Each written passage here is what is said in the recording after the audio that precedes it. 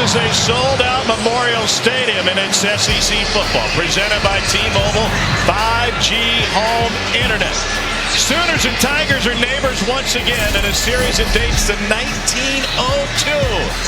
And they renew this rivalry. Oklahoma just 1-4 in its first turnaround the SEC. Missouri in the top 25, trying to climb back above 500 in league play after getting shut out by the Crimson Tide last time they're on the field. Door is up. The Tigers are ready to prowl tonight as they look to take a step forward once again. And Eli Drinkwood's squad is trying to refine the momentum. They had them as a top 15 team early in the season. A fantastic scene here at Faurot Field as Mizzou takes the field.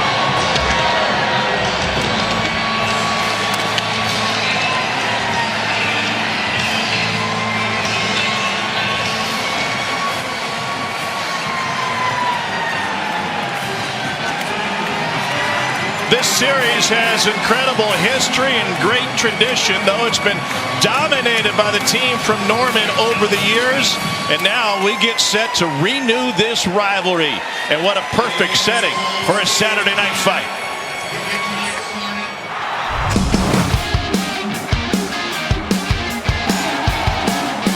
We're gonna make it happen. Well, the back pretty tight in here tonight. I'm looking for a dollar to see me right. I'ma use a little muscle to get what I need. I'ma shake a little drink and shout. She's with me. Don't get us on elevation. We had it with a discipline. Saturday night's alright for fighting. Get a little action in. Get a ball's all as a diesel train. Come on, let's have this dance alive. 'Cause Saturday night's a night I like. Saturday night's alright.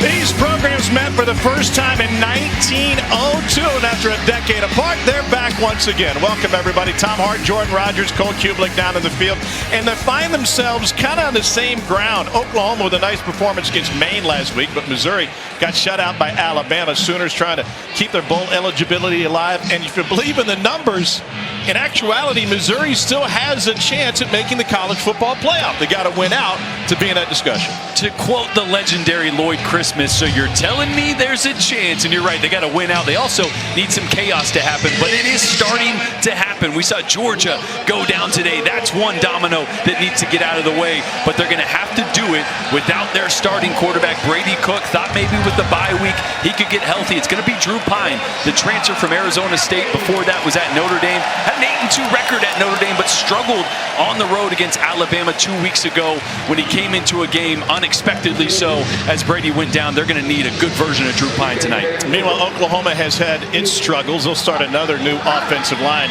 Their numbers have been tough to come by, but Cole, there is no struggling on that Oklahoma defensive unit. They have been chaotic all season. There's no doubt. Zach Alley, their defensive coordinator, told us we might move on every single snap of this game. They're going to stay aggressive. They've been aggressive. Top 10 in the nation in tackles for loss. Top 10 in the nation in sacks. They are as disruptive of a unit as you're going to see in college football, going up against an offense that's going to have to scale back under Kirby Moore and Drew Pine tonight for the Missouri Tigers. Well, they will get a chance early on, but this Oklahoma defense has absolutely been a difference maker. Top 6 in the FBS in tackles for loss and sacks. In fact, it seems every other play Oklahoma is on the field, offense or defense, the quarterback's being taken down. Mizzou won the toss, elected to defer, so we'll see Oklahoma's offense on the field to get started.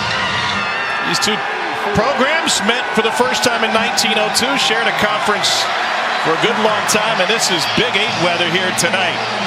Chilly, rainy, fog. Truman ready to rock, and Blake Craig will get us started with Billy Bowman set to receive for the Sooners. Under the lights at Memorial Stadium on this chilly Saturday night.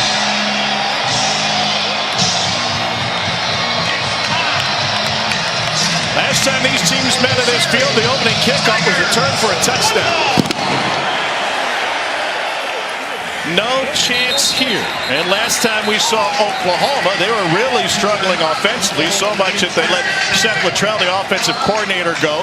Jackson Arnold recouped the starting job, and now Joe John Finley and Kevin Johns are leading the way calling plays, and Arnold has turned everything around. Yeah, we're really seeing Jackson Arnold 2.0. The decision-making is faster. He's using his legs and his mobility when nothing is open, which is protecting that offensive line. Needs to continue to get the ball out fast against a really good Missouri front seven tonight. Their starting running back, Javante Barnes, was magnificent against Maine. He is unavailable tonight. They'll start without a running back out of the shotgun. And now Taylor Tatum in the backfield with him. And Tatum with a burst up the middle. He's got incredible promise. He gets the start tonight and rips off 9 on first down for the freshman out of Longview, Texas. Yeah, and a big boost to this offense, getting 2 of their top receivers back tonight as well. On second down, Arnold has to eat it and just barely gets past scrimmage. Christian Williams with the stop, a gain on maybe 1. Well, part of the offensive struggle for this Oklahoma team for most of the years, they've had their top 5 receivers out almost the entirety of the year. Getting Deion Burks back tonight is massive. Also, Jaleel Farouk, who broke his foot in the opening game this year against Temple, he's back as well. 2 of their top 5 surely will help out Jackson Arnold here tonight. And let's see if they go to him on a third down. Third and short. It's a 9th different starting offensive line for Oklahoma. A new left tackle, Arnold, able to squeeze through and pick up the Oklahoma first down. Michael Tarquin came out for warm-ups, but he's unable to go to get this thing started. So Logan Howland is getting a start at left tackle. And this is one of the things that you're noticing in this Joe John Finley offense is the tempo is back. They're going a lot faster, a lot more consistently. When Jackson Arnold showed up at Oklahoma, Jeff Lebby was the offensive coordinator. Got away from that when Luttrell was promoted after Lebby left for Mississippi State. Xavier Robinson in the backfield. Play action into the slant but high. Trying to find Brennan Thompson. Oh, nice little read on the RPO from Arnold there. That one just came out a little high, a little hot. First throw of the night. Get those anxious nerves out.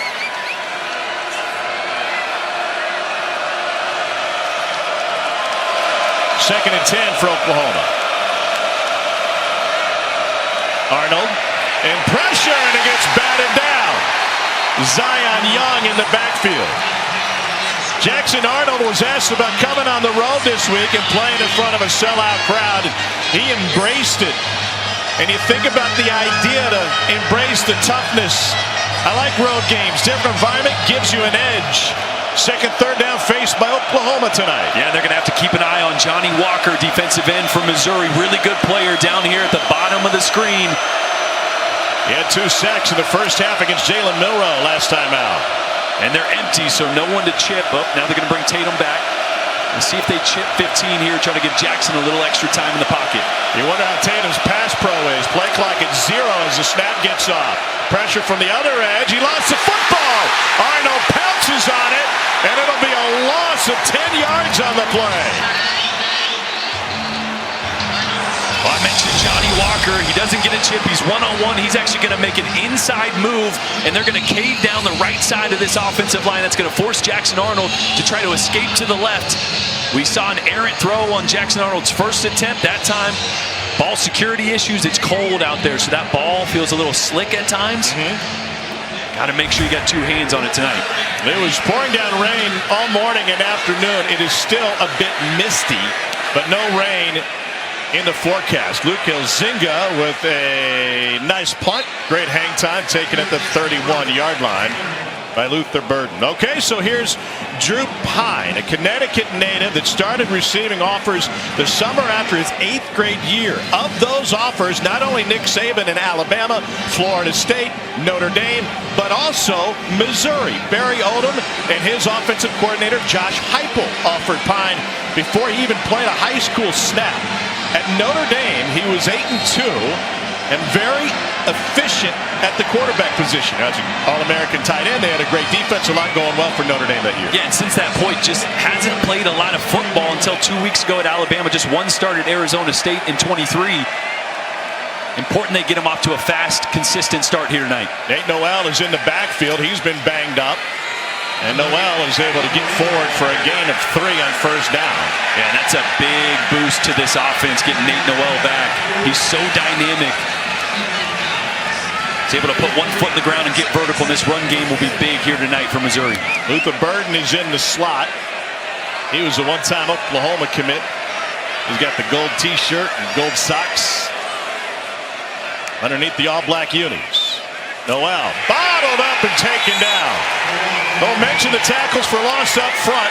This is an aggressive Oklahoma defense under Zach Alley, and it's got Brent Venables' fingerprints all over it. Yeah, they just fly around. Kip Lewis here just read that the entire way. Blocking wasn't great up front. But this defense under Zach Alley is fun to watch. They're opportunistic. They're pressure-oriented. The strengths are the linebackers. Danny Stutzman and Kip Lewis we saw there making a play. They have loaded the box on this 3rd and 10. Jamal Roberts is the Missouri running back now. Pine to throw out to Roberts, and he was lucky caught that before being taken down by Ethan Downs. It's a loss of 6. The last 2 go backwards. Missouri knows, Eli Drinkwitz knows, they're going to have a hard time moving the football tonight. Yeah, the plan's going to be a lot of screens, a lot of perimeter throws because of Drew Pine's height. Really struggles at times seeing over a big offensive line, but Oklahoma knows that as well. And Ethan Downs right there read the screen right away, fought through a block, and made a great play to force a punt here. 4th and 16. Luke Bowers on to punt it away for Missouri. Might be a punt fest. Oh, they almost got it. Wow. By a fingernail, and it's taken at the 36-yard line. A 39-yard punt. Sooners back on offense with Jackson Arnold after this. Time now for coverage where it counts, presented by T-Mobile 5G home internet. Yeah, Jackson Arnold, I mentioned the decision making. He's been so good at going 1 to 2 and then using his legs. I think earlier in the year when he started, he was hanging on to reads too long, buying time in the pocket, getting sacks, forcing the ball. Here again against Ole Miss, a really good defense. We saw that today against Georgia, going 1 to 2, using his legs. And then the RPO, already mentioned he missed one tonight, but his decision making has been faster, and his RPO decisions have been correct nearly every single time. That's why I said Jackson Arnold 2.0 is kind of what we're seeing under Joe John Finley since he took over as offensive coordinator. Tatum and Robinson in the backfield with him, and here's the freshman. Taylor Tatum picks up a 1.5 yards. Coming off a good game against Maine, where he averaged nearly 5 yards a carry against the Black Bears, but Javante Barnes had a 200-yard game with 3 touchdowns, got injured in that game, and unavailable tonight for Oklahoma. On 2nd and 8, Arnold keeps it, weaves through traffic and picks up the first down, and the ball came loose and into the hands of the Tigers. Arnold insists he was down. Missouri comes out with it. And they say it's Missouri's football, but they're going to take a nice long look at this one. Recovered by the Johnny Walker. First down. Yeah, great play design. Now let's see if that left knee comes down. Oh, I think that ball's out. Wow, my initial replay, I thought maybe it looked like his knee was down there. That was clean. Great job. Sorry, Dalen Carnell punched it out. Yeah, Carnell got his hand in there. Johnny Walker got the fumble. And see, he's doing everything right there. He's starting to cover it with 2 hands. That's just one. It never comes from the guys you see in front of you. It always comes from the side anytime those balls get punched out. The ruling on the field was a fumble. They took a quick look at it, and it indeed belongs to Missouri. And a short field for Drew Pine. Comes from a football family, the first ever to have 3 generations go to the NFL. And Pine grew up a huge Notre Dame fan. He loved Rudy even as a 3-year-old. Brady Quinn was his favorite quarterback. And the guy who recruited him was Tommy Rees. Here's a swing out to Burden. And Burden stays on his feet, reverses field, looking for a block. And Burden steps out of bounds after a gain of 4. So Tommy Rees was the first quarterback that Pine saw play at Notre Dame, as a matter of fact, in a game against Michigan. And Cole, he's still keeping tabs on Pine. Hey, he told me that he keeps watching this game, said he hasn't been indicative of what he thinks he can be last few times out.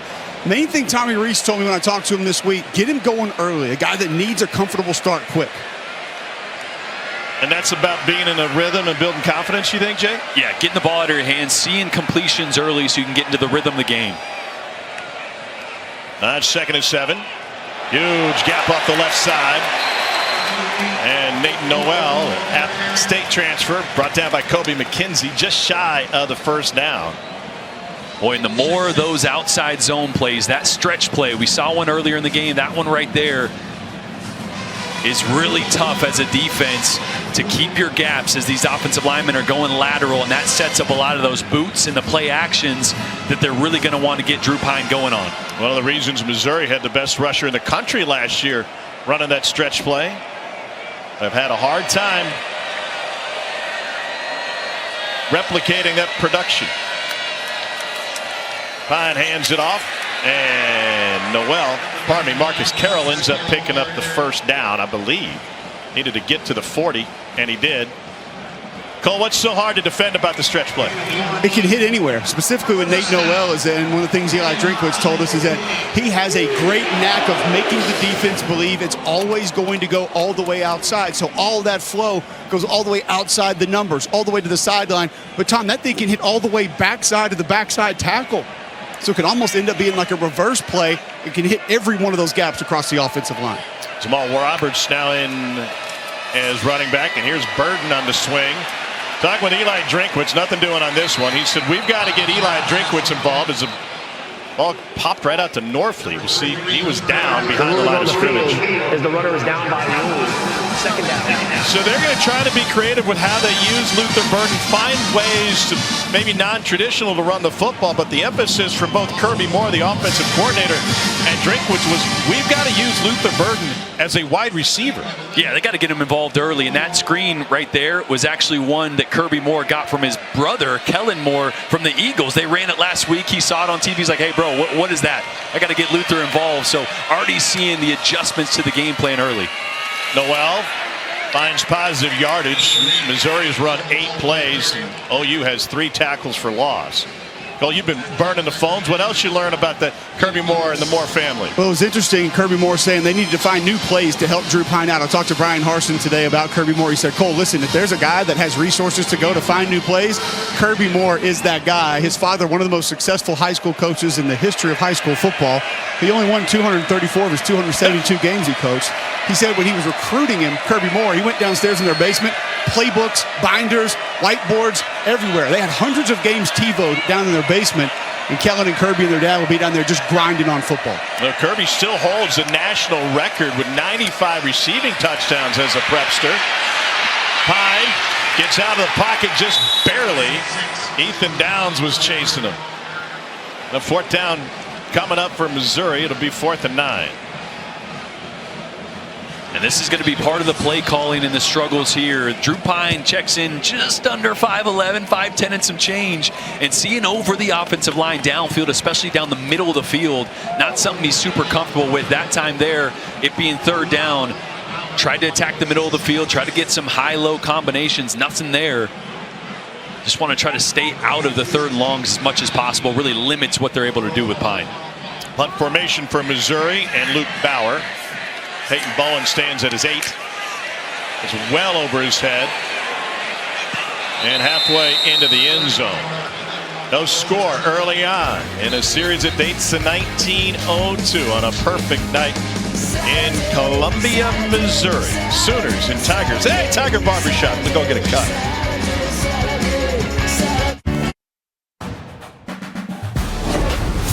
SEC Saturday Night is presented by T-Mobile 5G Home Internet. Get internet how you want it. 97th all-time meeting between these two programs, in the first since 2011.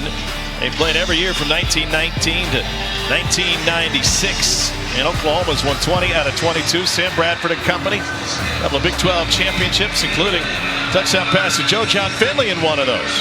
Oklahoma has dominated this series, winning 30 of the last 34.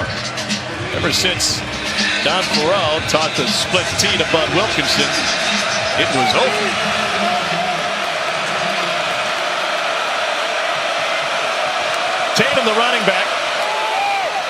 passes through a hole and gets upended after a gain of 4 on first down. Why is the tempo that Joe John Finley has implemented, why is that better for Jackson Arnold? Because it simplifies things. The faster you go, the less options you're able to give each play. So everything is straightforward for the quarterback. You know, okay, I'm bang, bang, here to here, and go. Shuffle pass, and there's a first down. Also, Tom, specifically against a defense like this that's going to move 80–90% of the time, it calms the front down as well. Missouri front had early success against Alabama 2 weeks ago. They drop 8 here, and Arnold finds an open pocket to Brandon Thompson.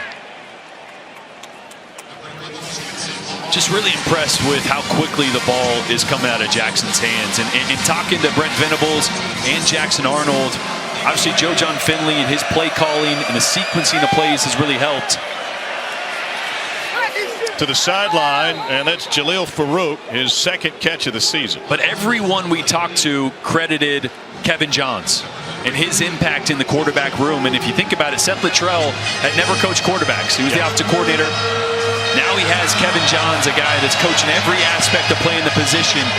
And we're seeing it pay big dividends just in a few games already with Jackson Arnold.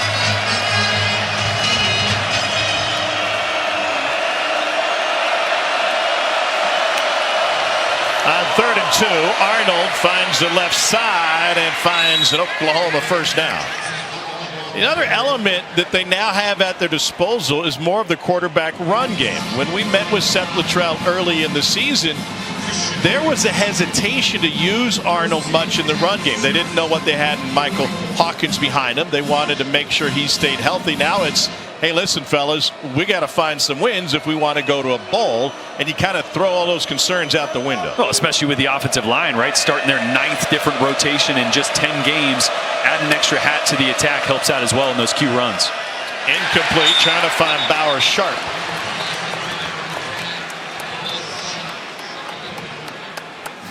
Funny moment pregame. A young man snuck into the Missouri student section wearing a Baker Mayfield jersey. Missouri Highway Patrol said, son, come over here, show us your ticket. Are you safe? Can we take care of you?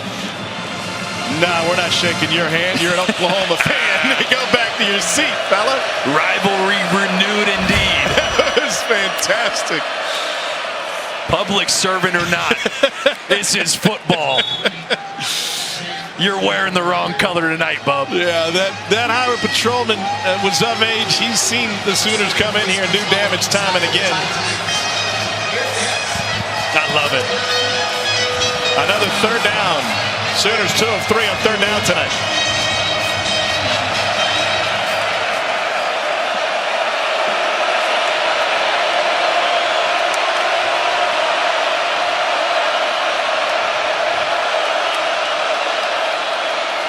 On 3rd and 6, pressure. Arnold gets rid of it, but incomplete. Farouk was absolutely draped by Drayton Norwood. And Oklahoma have to punt it away again.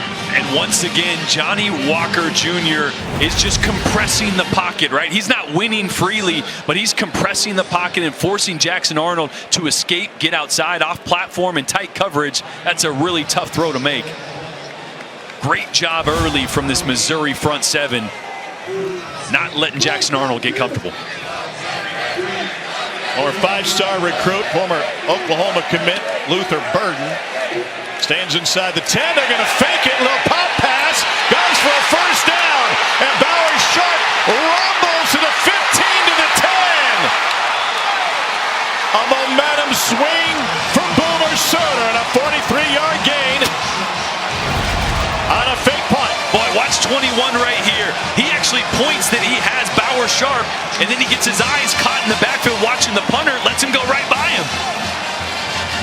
And Sharp is such a playmaker once he gets an open field, a big play, a hurdle to end it.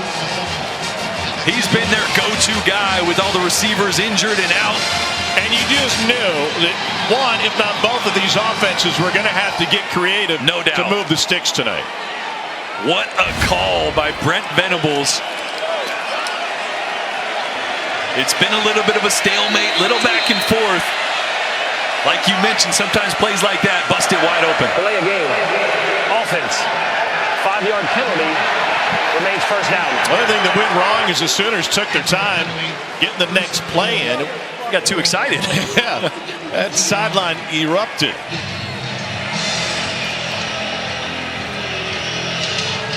It'll be first and goal from the 15.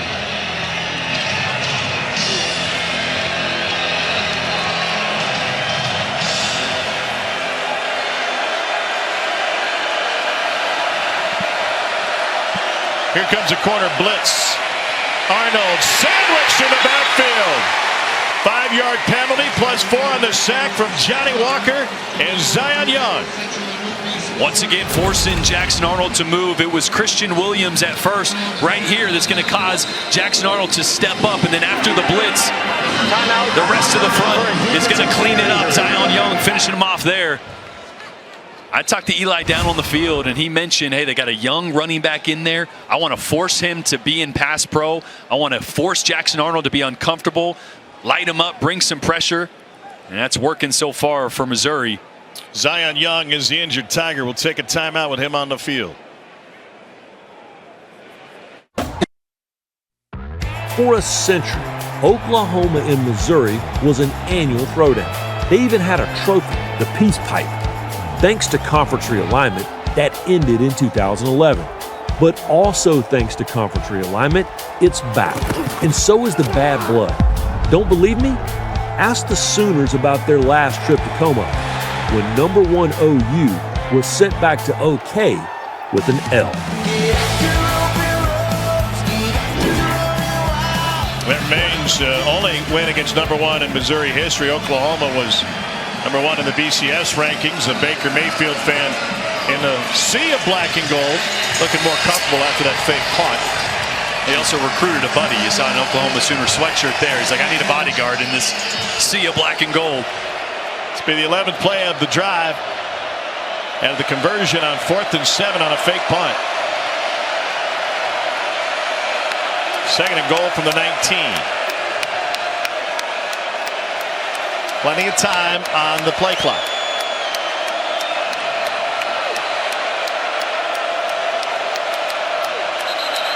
And we got whistles pre-snap. Missouri used the timeout. Timeout, Missouri. It is their first. It will be 30 seconds. Now keep in mind, when there's that much time on the play clock and you've already done a check with me, the coaches are in the headset of the quarterback until 15 seconds on the play clock. Plenty of time to direct traffic pre-snap. Yeah, I love the play design there. A lot of movement. So Joe John Finley really trying to get an idea. Okay, are we in man? Are we in zone? How can I attack this? But it's not just how do we attack, but also how do we protect? Yes. Jackson Arnold has been sacked himself 27 times this season. In the last 3 SEC games, they keep setting records the wrong way. 9 against South Carolina by 9 different Gamecocks, and then Ole Miss got to him 10 times. 2nd and goal. Pressure coming up the middle, and Arnold taken down. This is a bad matchup for OU's offensive line against an aggressive Missouri defense. Yeah, Chuck Hicks is going to be right here, and as soon as the running back blocks, he's going to do what we call a hug rush or a green dog. His responsibility is the running back, but as soon as that running back's in protection, he's going to add to the rush, so it happens a little later. Now 3rd and goal. Arnold trying to get out of the pocket, and he dives forward to the 22, maybe the 23. And that will bring an end to the first quarter. Neither offense has been able to get anything going, but the fake punt for Oklahoma originally set them up with a 1st and goal. That is the end. When we come back to start the second quarter, Sooners will have a chance to put points on the board with a field goal if they so choose. Goose Eggs through 1 quarter of play in Como. Hey. Welcome back to SEC football, presented by T-Mobile 5G Home Internet. Memorial Union on the campus of the University of Missouri on a beautiful fall evening. We flip sides of the field, and the Sooners lining up for an opportunity to put points on the board in a 40-yard attempt for Zach Schmidt. They went from first and goal to a 40-yard attempt. 2 sacks after they had first and goal and a penalty.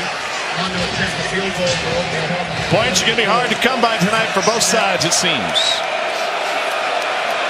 Not much of a breeze in the north end zone.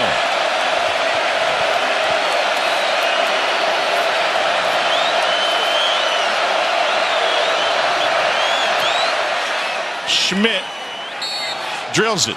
And Oklahoma finds the scoreboard after a 12-play, 58-yard drive. But Jackson Arnold seeing ghosts already. Yeah, you're already starting to see how the pressure is affecting Jackson Arnold on this last play. I want you to watch his eyes. Watch as he's stepping up in the pocket. His eyes right here are going to drop. And he's got a really clean pocket right here. Clean pocket. He starts to run before he needs to. Now, if we flip to the all-22 view, watch Deion Burks right here. This is his first read and clean pocket. If he keeps his eyes up and isn't seeing ghosts here, Deion Burks comes wide open for what should be a touchdown. But when you start to get hit a little bit, you start to see some pressure, your internal clock starts to really speed up, you start to drop your eyes, and you're not able to see those receivers come open for potential big plays. You guys talked about the left tackle situation earlier in the game, Jordan. I felt like there was almost even some anticipation on Jackson Arnold's part to leave left, knowing that was going to be a problem over there before even your eyes came down on that last play that you showed. Yeah. Redshirt freshman Logan Howland at left tackle. 58 yards on that drive, 43 on the fake. While we were away, Cole caught up with Missouri head coach Eli Drinkwitz. Coach, I know you wanted the plan to be aggressive defensively. So far, I've been working out, been able to get to the quarterback and affect this offense in the backfield. Yeah, big time stop right here by our defense to try to limit them to a field goal right here. We just got to clean up our offense, try to find some rhythm. How do you build that? Establish the line of scrimmage running the ball. We haven't, we had a couple of runs, but we got to be more effective. We can't be behind the chains. Thanks, Coach. MIZ. That echoes what Kirby Moore told us yesterday. They went back and watched film of Drew Pine when he was at Notre Dame to find some stuff that he was comfortable with, and it starts with running it. Noel picks up 5. What have they added and subtracted from the playbook? Yeah, I asked Kirby, it's like, how many plays did you flat out just add that you didn't have at all in your playbook? He said probably about 6 pass concepts or so. A lot of those were play action stuff that Drew Pine was more comfortable with, that he liked from his time at Notre Dame. And so they put in 6 brand new pass concepts today from that film study. That was Marcus Carroll on that drive. Picked up 5. Jordan Harrison at tight end now. Drew Pine was a top recruit before he headed to South Bend. Was banged up at Arizona State and saw limited action last year. Came to Missouri out of the transfer portal. Stopped by Danny Stutzman and playing behind Brady Cook, who initially had a foot injury and then suffered a hand injury in the Alabama game. He actually banged it on helmets twice, once an Alabama player, then a Missouri player. Not only is he unavailable tonight, but you have to wonder when or if he could get back. Off the right side, and that's a first down run for Jamal Roberts.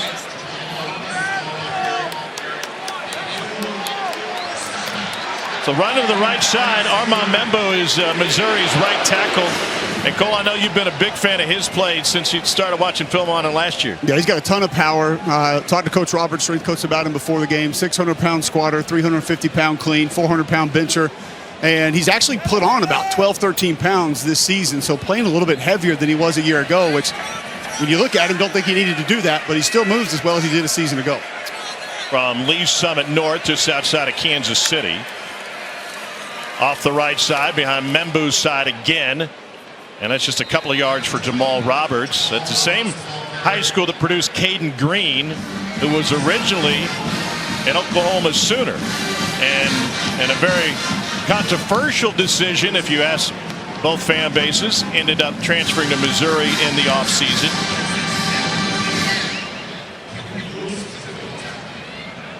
He was a 4-star recruit and rated the #2 offensive tackle. And Caden Green's flip to Missouri Just one of several kind of back and forth that these two programs have had on the recruiting trail. Pressure and delivered on time to the edge.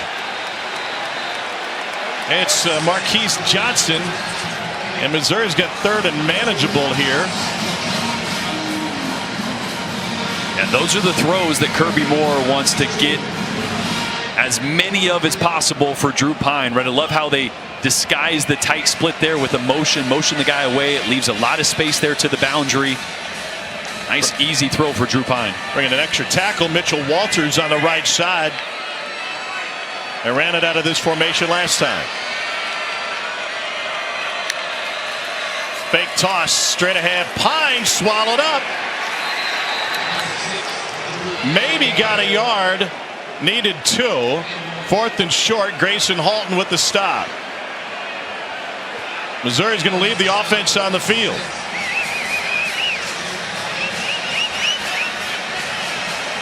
They bring Norfleet, the tight end, back on the field, and in addition, get Luther Burden out there.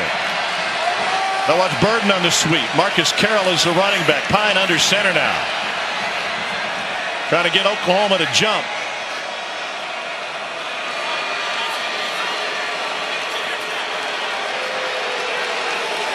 And there's Burden on the sweep.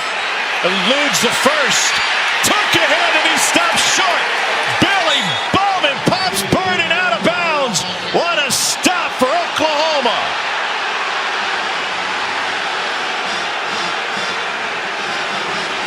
Burden is still on the ground at the Oklahoma sideline. His offensive line will come over to try and collect him, but he may need a trainer.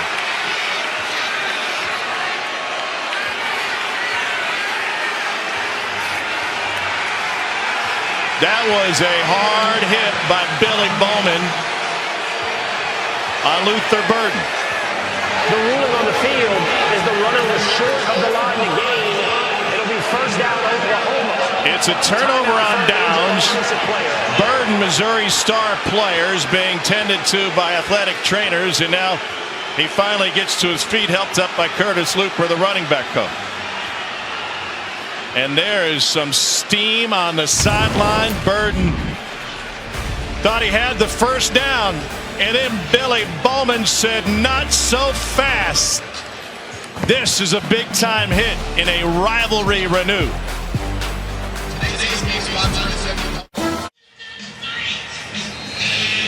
Well, Luther Burden was at the center of a heated recruiting battle between these two programs. Just his second consensus 5-star to ever sign with Missouri, and he's in the trainer's tent right now. Here's a swing to Jaleel Farouk, and Farouk gets wrestled out of bounds. A little extra maybe on the Missouri sideline now. Just to be clear, the hit on Burden was totally clean. Yeah. And everything that happened afterwards was as well. Emotions are running a little high. No doubt. But nothing unsportsmanlike. No, sometimes you worry about running into one of the players standing there over on the sideline as well. Nothing there. So hopefully just a little banged up and he gets back out there. Arnold's got the football, a first down, and plenty more.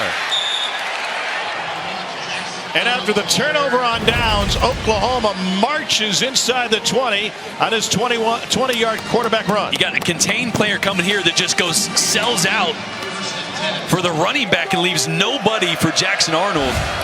That was Sidney Williams, I believe.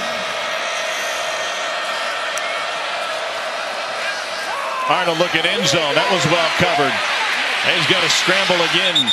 And we've certainly seen, to the point earlier, and the difference in approach with this Oklahoma team, more quarterback runs with Jackson Arnold recently. Yeah, using his legs. I mean, we saw the graphic earlier about the 25 sacks in the last 3 games. Offensive line really struggling. So the more you can add a hat, which means now a running back is a blocker. So you have one extra blocker to add to the offensive line when the quarterback runs the football, really helps that group out up front. J.J. Hester bottomed the formation for Oklahoma. He's a former Missouri wide receiver. Handoff. Bowers sharp, trying to hang a U-turn, and he goes down for a loss of 4. Credit Chuck Hicks. Nearest man to the play. Burden back with the offensive group. Oklahoma looking at a 3rd and long. For the Sooners, it's 1 step forward, 2 steps back.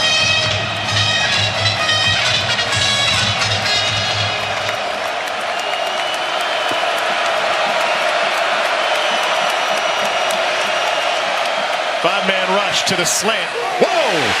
Big hit. Deion Burks in his first game back got taken down, and Oklahoma will bring out the field goal unit again. Yeah, not much to do there, just a slot slant here. Actually, Arnold hitched a little bit, so that ball probably just a hair later than he wanted it to be. But Dylan Carnell saw that the whole way. Obviously, when it's 3rd and long like that, those secondary players are playing deep and rallying to the ball there. It's a good job getting better field goal position. Schmidt has made from 40, this from 35.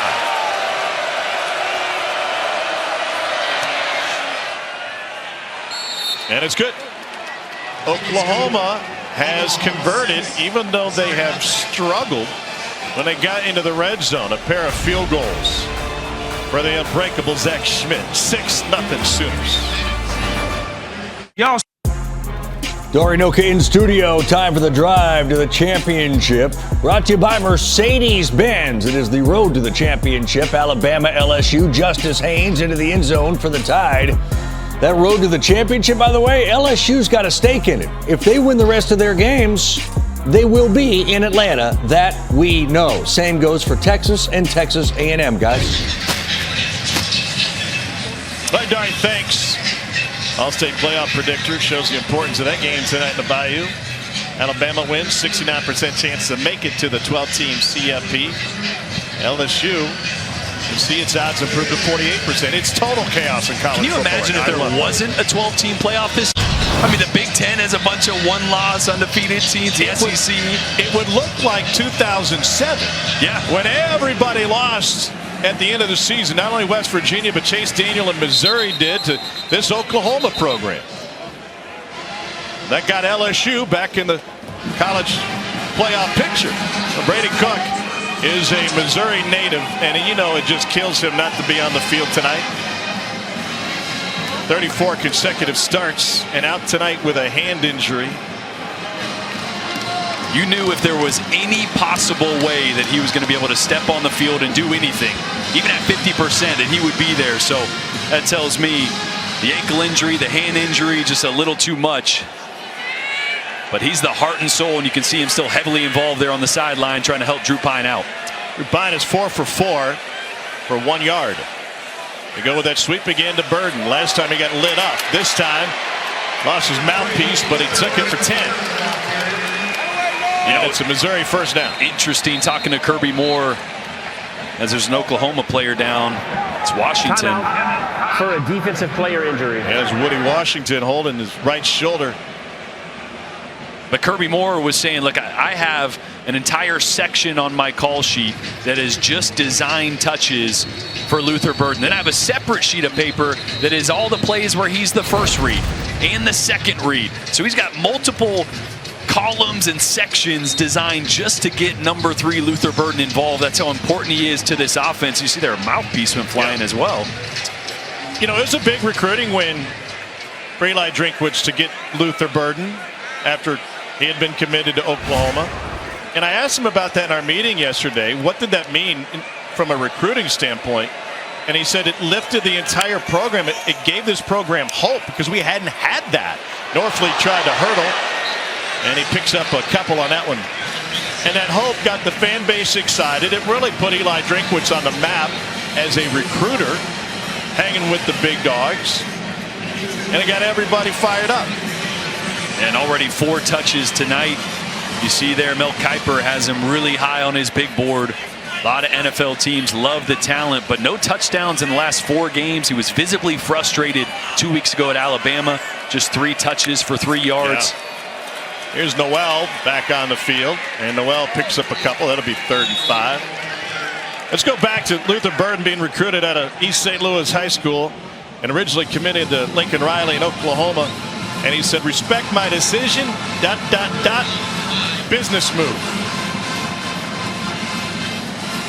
And they're trying to stand on business tonight. That's a moniker that Eli Drinkwitz loves saying. Part of their identity and their culture last year. I think they probably got a new one this year, but he said they came in to this season with a lot of momentum. They didn't take advantage of it. Already 2 losses. 4-man rush. Pine flush from the pocket. There's a flag likely holding, and it is incomplete. In and out of the hands of Brett Norfleet, the talented tight end. On a great job there by Grayson Halton. Offense, number 74. The penalty is declined. 4th down. Yeah, that Cameron Johnson trying to wrangle in Grayson Halton. I love Cameron Johnson. Said, "Hey, Rev, what did I do there?" Well, talking with Daniel Gotro. What did he do? Well, let me show you. Grayson Halton's trying to get to the quarterback, and you got your left hand on his chest plate. And honestly, that wasn't terrible. Yeah.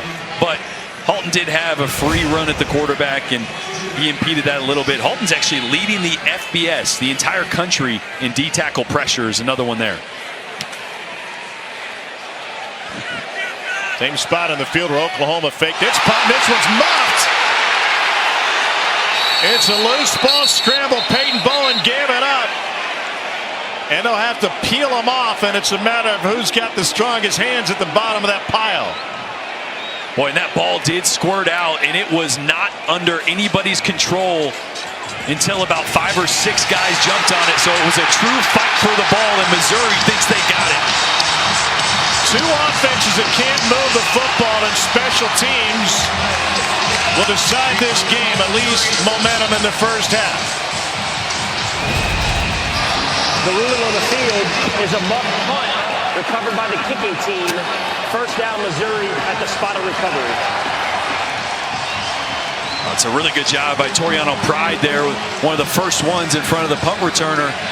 Marion Wayne, number 25, is the guy who came out of the pile with it. Remember, we were in Oklahoma a few weeks ago. Billy Bowman had some issues in the punt return department. Not a good sign to be rotating through numerous guys. Big play by Wayne. He gets a turnover roll on the Mizzou sideline. Play action. Pine fires. Caught. Mizzou first down. Theo Weiss, former Sooner. Gain of 19. And I love the play design. Move the pocket a little bit. Caden Green, actually the former Oklahoma offensive lineman, with a great block to give Drew Pine some time, and a double move to Theo Weiss.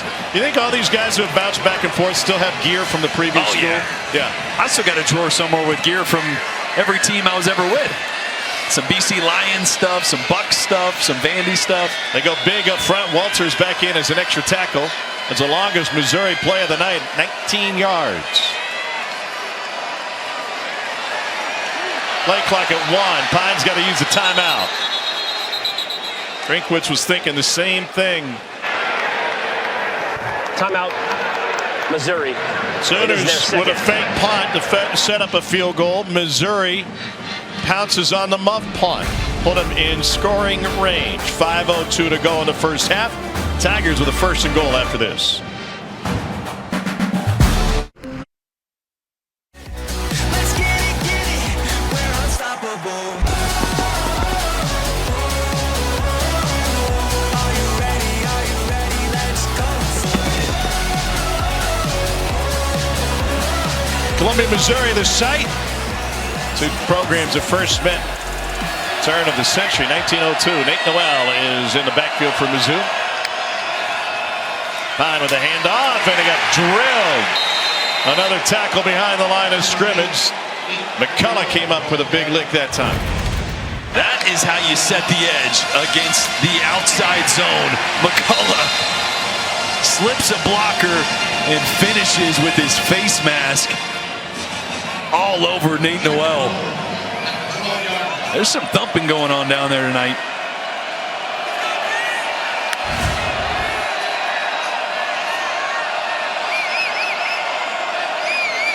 Second and goal.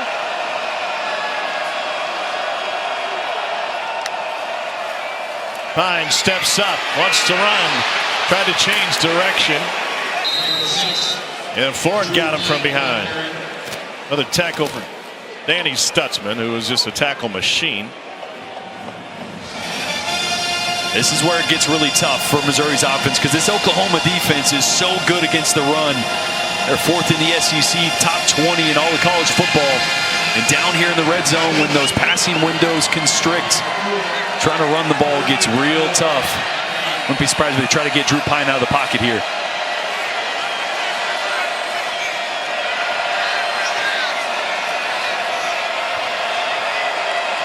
On 3rd down,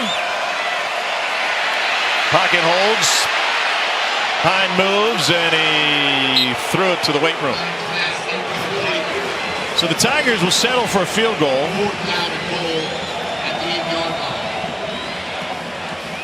Really good coverage, and honestly, that's a play that he's going to the sideline, and Eli saying, hey, good decision there. You know, when you're backup quarterback and 3rd down the red zone, try to force something to happen. Sometimes you throw it back across your body. It can be an interception. You have a field goal, a short field goal. Just throw it away. Try to get 3 points on the board. Smart decision there from a veteran quarterback. There's a short field after the muff punt. This will be a 25-yard attempt for Craig. And the chip shot is good. That ends a string of 5 straight quarters without scoring for Missouri. Second longest drought in the last 20 seasons. So 3:26 to go in this second quarter. I think a lot of Missouri fans kind of gave up on the idea of this being a college football playoff team after the loss of Bama. But look at this. 17 of the last 18 teams with 2 losses out of the SEC were included in the final college football playoff top 12. For that to happen for Missouri, they got to win out, which is a tough task given the limitations of this offense. But they would be right there. Yeah, and honestly, they need some help from the teams that they have coming up as well. With South Carolina beat Vandy today, South Carolina is going to be a team that's ranked. That could be, you know, if Missouri gets by this one, they got a chance to have a ranked win against a South Carolina team on the road. A chance to build that resume a little bit as a 2-loss team. I mean, first you got to get to 10 wins, right? And that's odds of that are like driving a Volkswagen into Devil's Icebox. That is a tight fit. We're going to go spelunking tomorrow if you move your flight back. I've been spelunking before. I'm a big spelunker. I heard that about you. There's some good caves around here? Oh, yeah. Yeah, we'll go south of town. We'll find Devil's Icebox. Be nice and chilly. Yeah. I wouldn't walk down a dark alley near you, so I'm not sure I'm going to follow you into a cave either. 2 in or 1 lead. Kind of feels like what this game is tonight. It's a matter of survival. Couple of turnovers for the Sooners. Missouri's only turned those 2 into 3. Jackson Arnold, 5 of 9 tonight. He's thrown for 28 yards. His punter is thrown for 43. And been a while since Arnold's been on the field, and last time we were talking about it, saying maybe he's seeing ghosts a little bit, right? The pressure maybe getting to him. Sometimes sitting on the sideline and letting those emotions calm down a little bit are good. I want you to explain that term. Broadcasters, we throw that around a lot, seeing ghosts. What does that mean for a quarterback? It's when color flashes from the defensive line that you really shouldn't see, and maybe that's not as imminent as it seems. So you're seeing guys that you feel like are going to get pressure on you when you really have a clean pocket. Arnold stands tall and delivers to the edge and Tatum. And that happens when your eyes drop. You'll hear guys say that a lot too. If you're looking at the rush at the defensive front, you can't play the quarterback position. But the more you get hit, the more those eyes drift, the more that color flashes, you can start to look at it. And that's what I tried to illustrate the last time Oklahoma had the ball. And here on 3rd down, Jackson Arnold's going to need to trust his protection and see if he can't find one of his guys downfield. Tigers had the wrong personnel on the field. Run one in, 3rd and 5.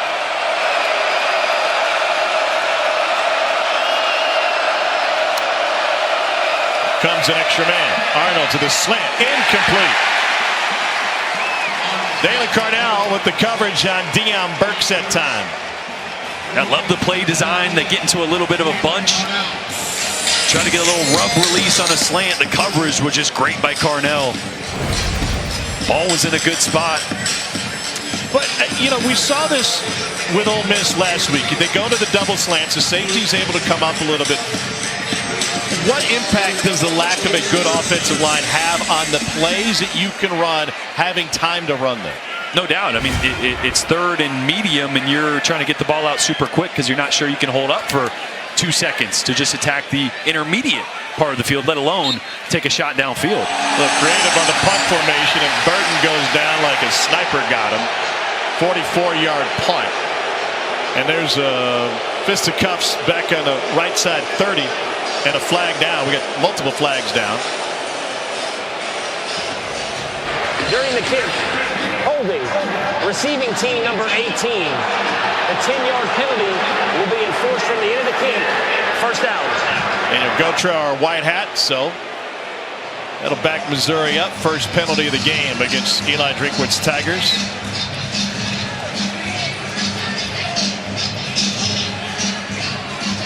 This is going to be a good opportunity to see just how much Kirby Moore trusts Drew Pine in a 2-minute situation. Obviously, we're going to get the 2-minute timeout here after this initial play. And Missouri can only stop the clock once more. Yep. Oklahoma has 3 timeouts remaining. If you're the Sooners, you're thinking we can get this ball back. Oh, yeah. Get the ball back before half. See if you can't try to extend this lead, but this is where the bye week really helps for a quarterback that doesn't have a ton of experience, game experience in this offense. You'll see it here in a 2-minute drill, just what they're able to put together. A movement on the left side of the Mizzou line, Marcus Bryant. False start. Offense, number 52. 5-yard penalty. First down. Well, we kind of talked about Drew Pine, his height, and I've mentioned seeing over the line at times. Marcus Bryant's 6'7". Yeah. Don't want to look left when you're 5'10". And Caden Green's 6'5". Yeah, they're big on the left side of the offensive line. That's why we've kind of seen Kirby Moore try to get Drew Pine outside the pocket, move the pocket a little bit, try to create those passing lanes for him. From their own 10. Noel bust through. Danny Stutzman, another title. That's his 7th, and he's just 2 away from Oklahoma's top 10 in all-time tackles. A hard-hitting Saturday night in Como. Missouri and Oklahoma back in the same neighborhood for the first time since 2011.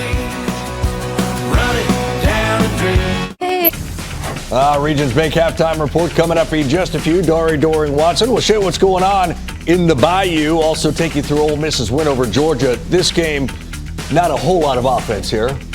Struggling.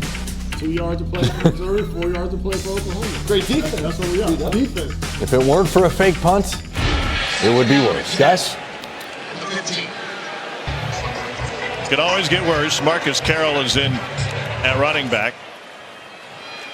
Carroll trying to find a gap, leans forward.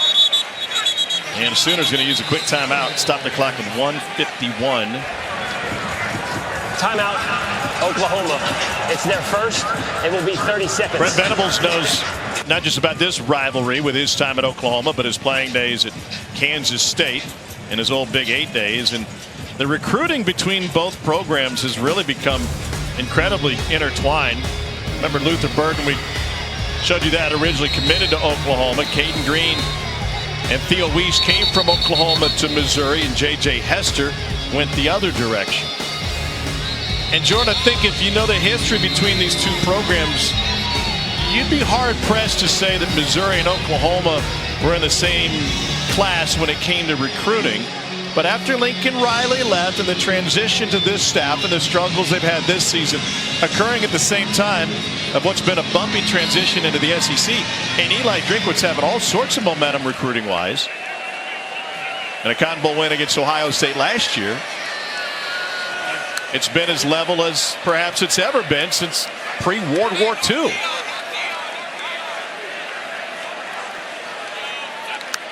Roberts, the running back, on 3rd and 6. A burst, and he's got a first down.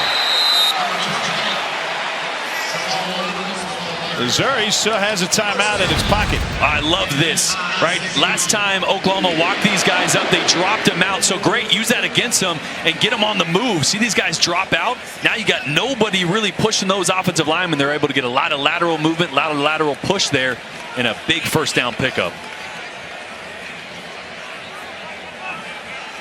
Missouri's longest play of the night is 19 yards. A long way to go with 1:47 remaining in the first half. A late pressure from the edge. Pine incomplete, just a hair behind Mekhi Miller. You called the Missouri-Alabama game. I thought there were numerous times where Drew Pine wasn't as off as it seemed because he just wasn't in sync with his wide receivers, whether that was effort or execution.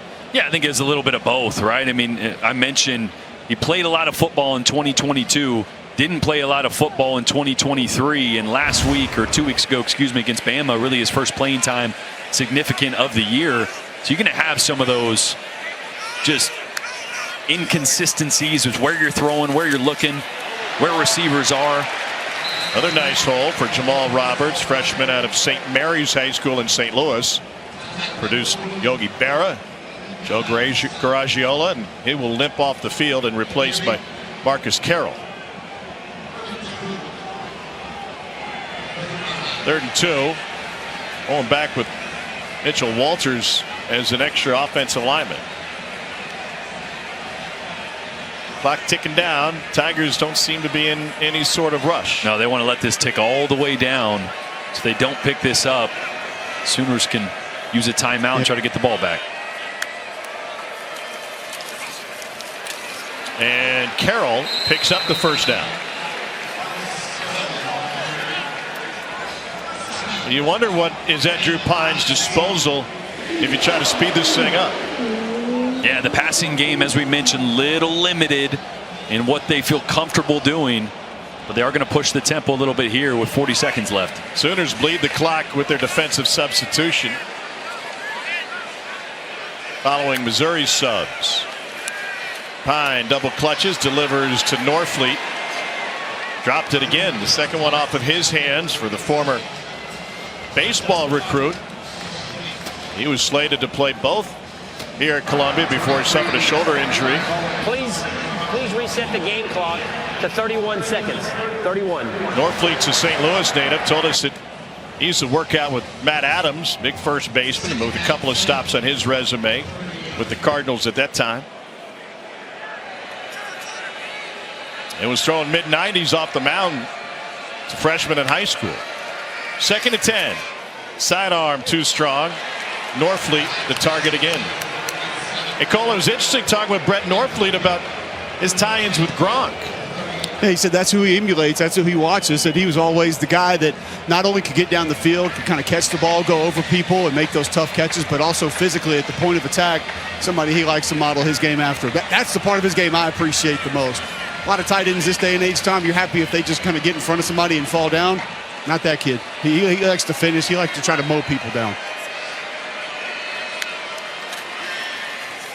Another handoff, and this time Carroll gets lit up. It's another tackle for Danny Stutzman. And a timeout taken by Oklahoma. Timeout. 22 seconds left in the half. Now a word from Academy Sports and Outdoors. Fun, memories, friendship. We're here for all of it. Here for the big moments and the small ones too. We're here for unforgettable triumph, momentary misfortune, and the impromptu throwdown. We're out here each day, chasing something great. Call it adventure, call it play, we call it fun. Academy Sports and Outdoors. Have fun out there. That was a 10th tackle of the night for Danny Stutzman in this first half. He's now 10th in school history in tackles. This past Kevin Murphy for 10th on the all-time list in Oklahoma history. Tigers to punt it away. Bowen handles this one. Got a seam. They had him by the cotton, and they finally bring him down at the 34-yard line. And a flag down over on the Oklahoma sideline. That could be big right there. That might be a personal foul. Push that thing 15 yards forward. And now with one timeout, you can take a shot and try to get in field goal range if you're Oklahoma. After the play, personal foul, late hit, kicking team number 22. 15-yard penalty will be added to the end of the run. First down.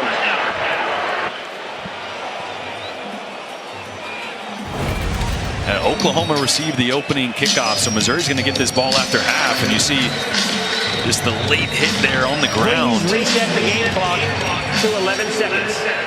Who'd they flag? I think it's going to be 22 coming in late there, yeah. Not sure he made a ton of contact, but going to the ground late after the ball carrier is already down. But again, now you're close to midfield. Now if you can get 15 yards here or so and you have a timeout so you can work the whole field, you got an opportunity to try to get 3 here before half. Tyler Keltner has the longest field goal of the season for Oklahoma, a 50-yarder. Zach Schmidt has handled the kicking duties tonight. His long is 44. Arnold had plenty of time and finds the tight end Bowers Sharp. And they lose a yard on the play. Yeah, a lot of room in the middle of the field. I was hoping they would try to attack the middle there with that timeout in their pocket. But had a couple of out-breaking routes trying to use the sideline. It's likely we have less than 200 yards of total offense in this first half. Oklahoma's accounted for 109 at this point, and Missouri 88.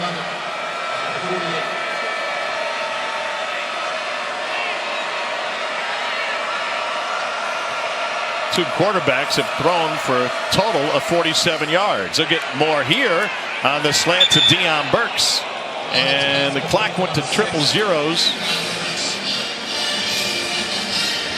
And we'll see if that's indeed the end of the half. Now Missouri's going to try to head in. This is one where you'd have loved to be able to tell Deion Burks as soon as you catch it, go down. Set the clock to 1 second. Oklahoma will take their third timeout of the half. It'll be 30 seconds. What a break for Oklahoma. They get 1 tick back on the clock, and they'll have a chance to line up for what will be a 56-yarder, 57, excuse me. Yeah, Burks tried to break that tackle at the end there. You'd have loved for him to go down and not even make it in question whether it was time or not, but that second goes back on. And important one here because, like I said, Missouri will get the ball after half. So 56-yard attempt for Zach Schmidt, who was made from 40 and 35 tonight. Missouri, it is the third. It will be 30 seconds. Missouri will try to ice Schmidt, whose season long is 44 yards,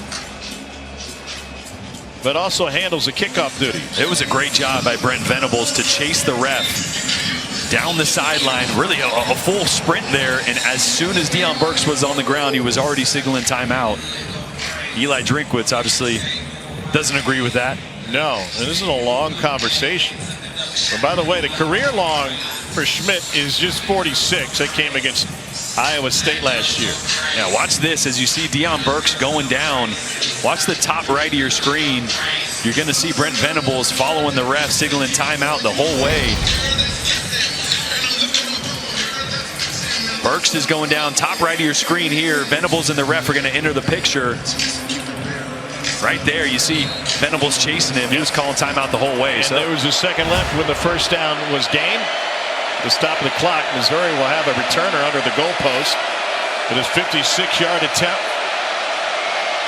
Zach Schmidt from the right hash. And he absolutely drills another. Would have been good from 60. The offense for Oklahoma tonight has consisted exclusively of Zach Schmidt's right leg and the right arm of the punter. Luke Elzinga, fake punt, set him up for one, and then Schmidt banged through 2 other field goals. Plenty of room there, but a perfectly executed 10-second drill essentially by this Oklahoma offense using that one timeout to get in range and extend their lead. Come up the half, you can watch a live performance of Marching Mizzou on SEC Network Plus. Start streaming now on the ESPN app. Still a lot of conversation between the coaches and this officiating crew. Brent Venables looking for more explanation as the Oklahoma team heads back to the visitors' locker room here at Faurot Field to get down the field. Here's Cole. Coach, help me understand your frustrations there at the end of the half. Oh, just fighting for every patch of grass, man. There ain't nothing easy about tonight, so no frustration.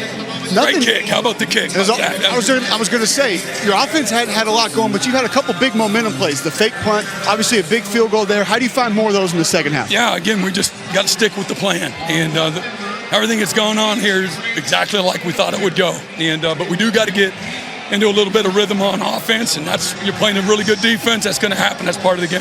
Thanks, Coach. I appreciate it. 9-3 tonight through the first half. The only thing we're missing, corner kicks. Oklahoma leading Missouri by 6. Low-scoring affair. Let's get to the studio. Plenty to talk about. Doran, Watson, gentlemen. Welcome back to SEC football, presented by T-Mobile 5G home internet from beautiful Columbia, Missouri. It's time now for Every Detail Counts, brought to you by Pfizer, with the Sooners holding on to a 6-point lead. Not much has gone right tonight, but teams trying to take advantage of mistakes. Oklahoma with the fake punt. That is their longest pass play of the game. And that set up a field goal after a Bowers sharp first down. And then a muff punt for Oklahoma gave the Tigers their shot as a short field. And right before we went away, and a long field goal of 56 yards from Schmidt. And he's accounted for all the scoring so far tonight. Welcome back, Tom. Jordan, Cole's down on the field. It may feel ugly. It may seem ugly. It might be ugly, but it's honestly what we expected. Yeah, a little bit of a pitching duel, right? I mean, an offense in Oklahoma that went through a coordinator change and had some trouble up front, and Missouri with a new quarterback and some pieces. Explosive plays are going to be where this is won or lost. Who can generate that? We saw the fake punt. That was the longest play. There hasn't been a play more than 20 yards except for that one. So can Oklahoma get some of these new receivers or receivers they got back, Deion Burks and Jaleel Farouk, can they get them involved to create some explosives downfield? And we talked to Kirby Moore. Maybe some trick plays, reverses, ways to fabricate some offense is going to be really the theme for this second half.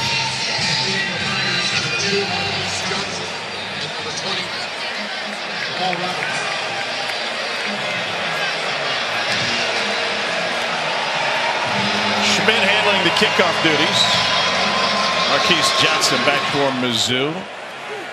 And the Tiger offense ended a 5-quarter drought with that field goal, longest in 20 years, but they still haven't found a touchdown in quite some time, coming off of a shutout loss against Alabama. That's now 19 consecutive drives without a touchdown. That is tied with Southern Miss, the longest active streak in the FBS.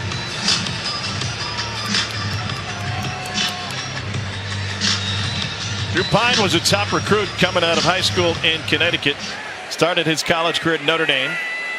They went into the transfer portal. He left there, ended up in Tempe, but injury-plagued season with the Sun Devils last year, limited time. And that was first start with an injured Brady Cook, and that one's dirted. Trying to find Nate Noel. Yeah, trying to get Drew Pine out of the pocket. You mentioned Nate Noel. His health was a little bit of a toss-up coming into this game. Eli said he was going to give it a go, see how much he can go. While he's in there, the reps have been limited, but got to find ways to get him involved. He's your most explosive player when the ball's in his hands. Brady Cook is out with a hand injury tonight. Tigers win out. They have a chance to make some noise in this chaotic first year of a 12-team college football playoff. Need to find some offense to be in position to do that. Another opportunity for Noel. Cole, you chatted with Eli Drinkwitz at the half. What'd you learn? That part of the game right there, he said important. Continuing to run the football. I asked if they could get some shots in. He said, I think so. Probably going to have to be off play action, Tom. So this aspect that we've seen Missouri kind of leaning on here early, going to be big in the second half if they want to try to push the ball down the field. Well, that play action could take advantage of those aggressive Oklahoma linebackers. Yeah, problem is it doesn't work in third and long. No. You got to run the football. You got to get it advantageous, shorter third down and second down situations. Tight end Norfleet in there. He's had a couple of drops tonight. Pine, and that one tipped out of his hand, I believe. Ended up on his backside. Kip Lewis in the Missouri backfield. It'll be another 3 and out for the Tigers. Yeah, a little double linebacker blitz there from Oklahoma. Kip Lewis and Danny Stutzman attacking the A gap, and Pine had a receiver open to the boundary. Theo Weiss was there, but not enough time to get that one off clean.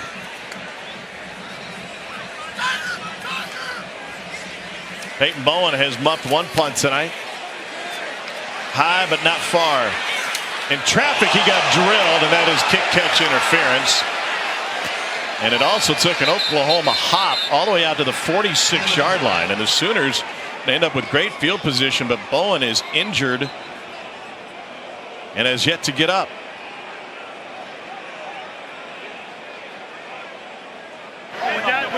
Kick-catch interference. Kicking team number 25. The 15-yard penalty will be added from the spot of the foul. First down. Jamarian Wayne, who had the fumble return on the muff punt, a little too aggressive that time. Well, it's the hottest show in cable network television. It's Read and React every Monday night. Cole, let's Read and React. We talked about Missouri maybe getting some shots down the field. How can Oklahoma find some shots down the field in the second half? Pressure's been an issue. Slide protection to the left. Trigger blitz by the linebacker once he sees the back staying in, who's occupied by another linebacker. So it's just a free runner at the quarterback. And now you're stunt where Missouri's able to get home. Penetrator Christian Williams comes in through first. Luke Mann has a free reign around. He also saw Zion Young on the end coming inside, forcing a lot of confusion for Jackson Arnold. That protection breakdown is going to have to be cleaned up for Oklahoma in the second half if they're going to find some plays down the field. Sooners have a streak of 25 consecutive seasons with the bowl game, second longest in the country behind Georgia. Got to find some wins late. Here's Taylor Tatum. Maybe picked up a foot. Yeah, we mentioned the offensive line, really revolving door that it's been for Oklahoma. Michael Tarquin was kind of a game time decision at left tackle. He didn't go, so Logan Howland fills in at left tackle. Spencer Brown on the right side making just his second start here at Oklahoma. Did play quite a bit at Michigan State the last couple years, but a lot of new faces up front. And a gap up the middle. Leave third and medium for Tatum again. Was on the field pregame with Eli Drinkwitz when Oklahoma took the field for warmups. And the first thing he saw was Michael Tarquin just shuffling his feet, unable to run. He knew what that meant. 3rd and 5.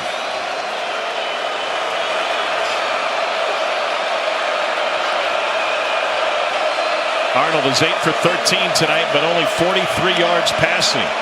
His punter, Elzinga, had 43 on one fake. He's got man coverage down here at the bottom.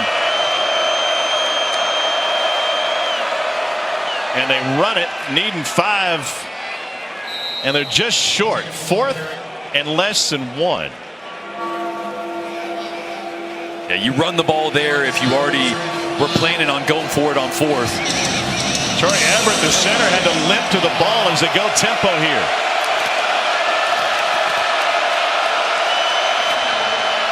And it turns into a check.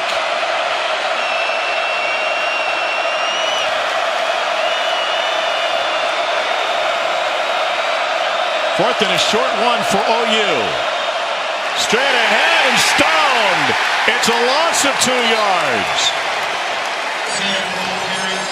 Tristan Newsom with the stop for Mizzou. Yeah, Newsom coming right across the face of Spencer Brown, the right tackle, just blowing this one up in the backfield. Taylor Tatum couldn't get going, and a big stop by Missouri. They'll get the ball back here. Y'all.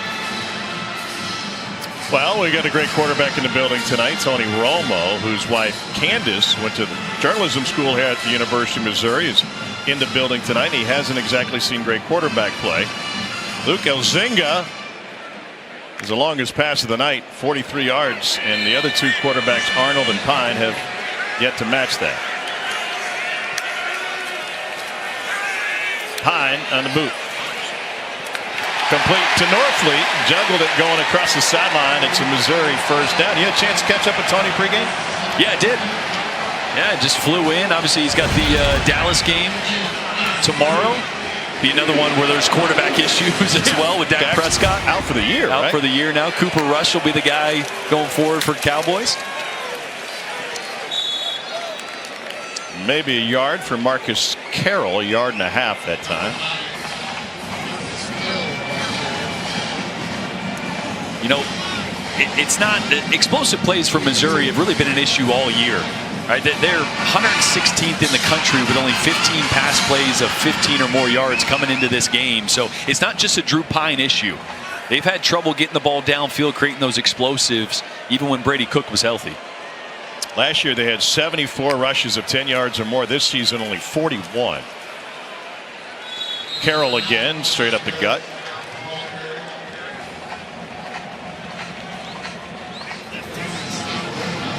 So third and medium. Oh, we get our picture taken. This is going on the gram. The no teeth smile is that means you're like, okay, let's take it. Come on. All right, moving along. I've done that in the nose teeth smile a few times, you know. Yeah, well, you've done it with me. Hold on a second. Yeah. You'll never go caving with me. That's Cole's go-to smile. That's right. All the time. It's the only one. Burden's been a non-factor tonight. He's in motion again. And a first down run for Jamal Roberts. Roberts had the game winner against Auburn as Missouri came from behind after Brady Cook went to and from the hospital in the middle of the game. And as this run game starts to get going, that's where Kirby Moore, offensive coordinator for Missouri, can start to think about those play action shot plays. How to mix those in as Oklahoma adds to the box. Out of the pistol now. Looking for Norfleet. Going deep. Back of the end zone. And incomplete. Luther Burden, the intended receiver. He was matched up with Billy Bowman, who sheathes his sword. A little bit of pressure. It's going to be a double move here. Or just a little stutter from Luther Burden on the safety. Those safeties, Billy Bowman playing so low because of that run game. But Drew Pine kind of had to step up in the pocket, navigate a little bit, so that ball came out later than he wanted it to. He'd like to get that up and early, so that ball's at the front of the end zone, not the back of the end zone, and give Luther Burden a chance.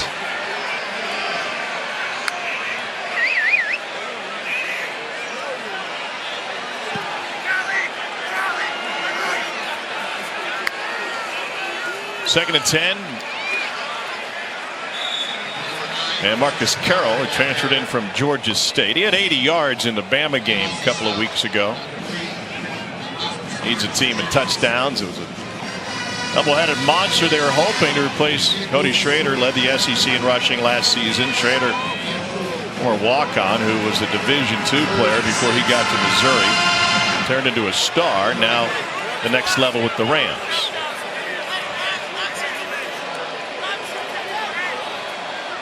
Freshman Roberts in the backfield now. Third down 6. Pine steps up, hit as he throws, delivers a dart to Burden. Burden goes backwards a few yards, but still picks up the Missouri first down. Boy, the protection there was really good for Drew Pine.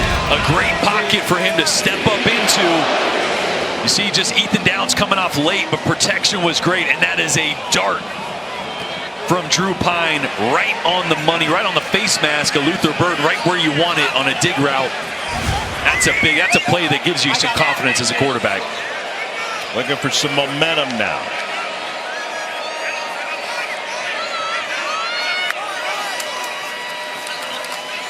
It's Carroll again. They had him by the ankle, brought down by Caden Woolard.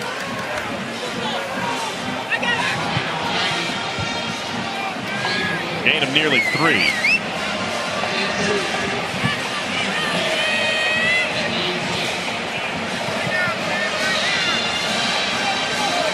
This is where Oklahoma maybe has to start committing, like I said, some extra guys to the box, but maybe get Stutzman and Kip Lewis up around the line of scrimmage.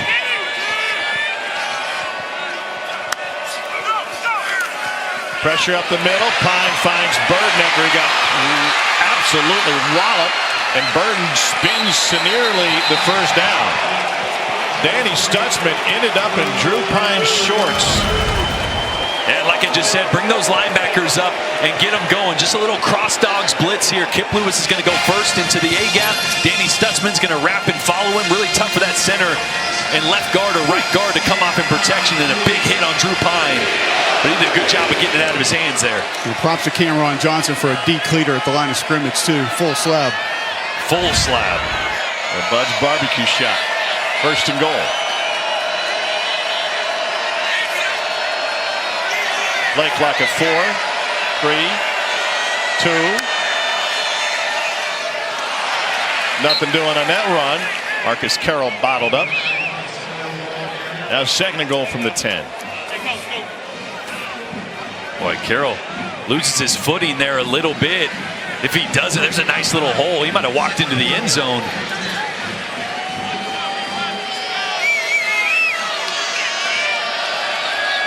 The 11th play of the drive from Mizzou.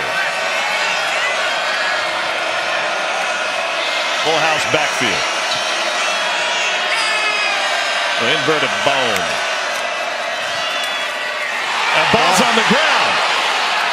Carroll coughed it up on the handoff. Pine ends up recovering.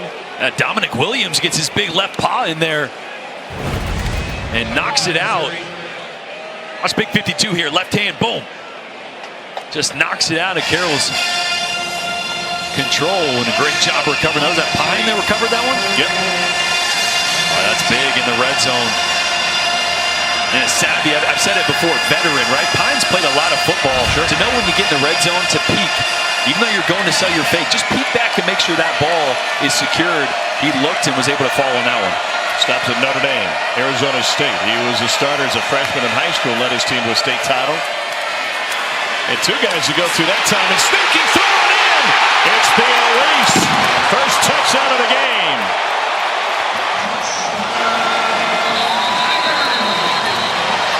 Injured player for Missouri after the 13-yard score. It's a center, Connor Tollison.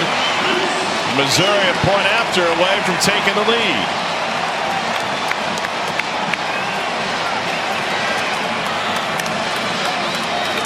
Tollison, 4th-year junior from down in Jackson, Missouri. Left the Bama game early. He's finally on his feet. The home crowd's something to get excited about.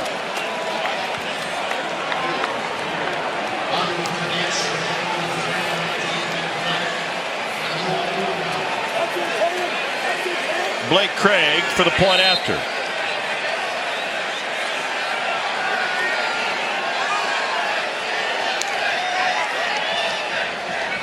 First lead of the night for the Tigers, and it's true. A little misdirection on that pass. Oh, it was a great little screen design from Kirby Moore.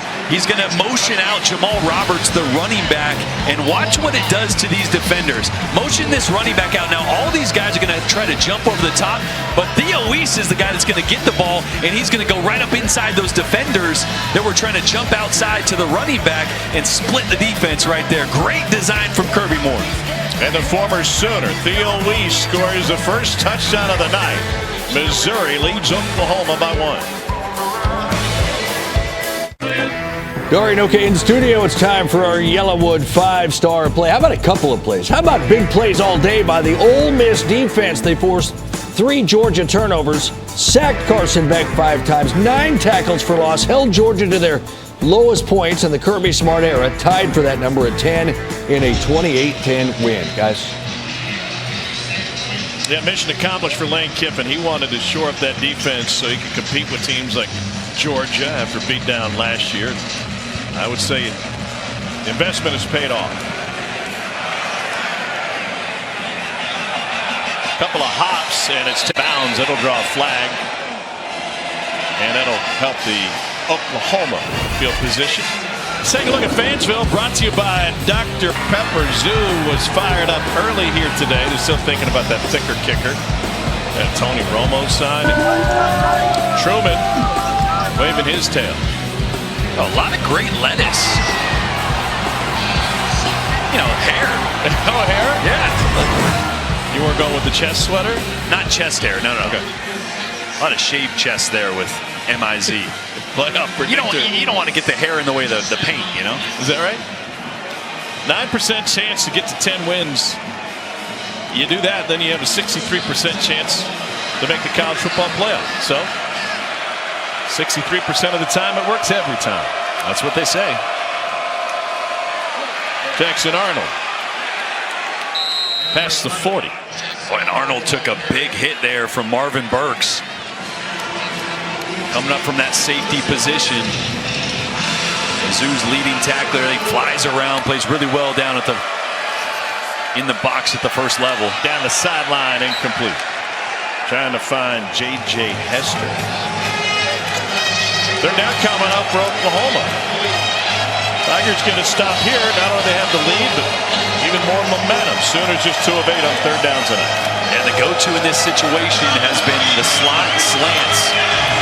I'd love to see him protect a little bit, give Jackson Arnold a little bit more time to try to hit the intermediate dig route. Something over the middle of the field here. Going to get man coverage.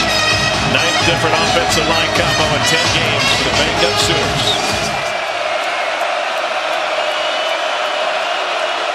Safety's coming up again. Arnold, happy feet. Gets him out of trouble, but doesn't get to the line. He is short by a yard, maybe less. Boy, just a mesh concept. And you mentioned it, you're going to get guys right here. You're going to see tight end Jake Roberts. That's probably where you want to go with the football, but just a little pressure coming off that right side. Going for it on 4th and short. Robinson is the tailback.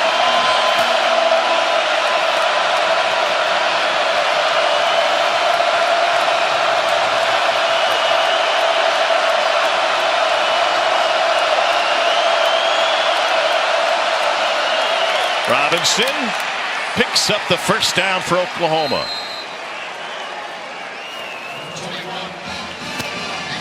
Little split zone there. Really good block by Jake Roberts, who I just mentioned on that mesh route on the play before.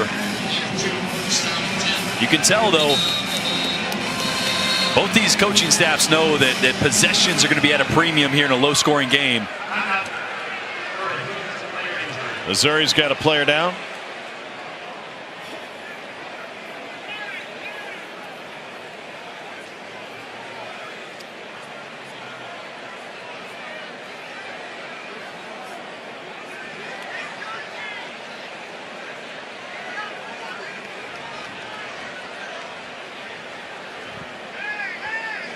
That's Eddie Kelly Jr., Georgia Tech transfer. What a win for Georgia Tech today. Took down Miami on the flats. First loss for the Canes. You know, and they got the ball back. Miami did at the end there, and you were just thinking with 2 minutes left, man, Cam Ward, he's going to win it, right? Miami's done it so many times this year. Georgia Tech forces the fumble. Could have been his Heisman moment. Could have, yeah. He's played really well. You know who might have jumped back into that Heisman conversation today? Who's that? Jackson Dart. Big game. Put up some huge numbers, now has a big win against Georgia. And he did it on a bum wheel. Yeah. Without his best receiver. Injured on the first play of the game. And without his starting running back. Nearly picked. It turns into a catch off the carom for Deion Burks. Dalen Carnell had 6 in front of him if he could have squeezed it. Carnell read it the entire way. He's sitting there with vision on Jackson Arnold. And that one, he's thinking about the touchdown before he's got it in his hands. Arnold trying to go deep now. He got flushed from the pocket and has to throw it away. Chased by Zion Young. Interesting conversation with Eli Drinkwitz yesterday. He said Zion Young spoke up. Michigan State transfer told his guys, we got to enjoy this. I've never won more than 6 games in my life. Let's just go out and ball and have fun. Third down 6 for Jackson Arnold in Oklahoma.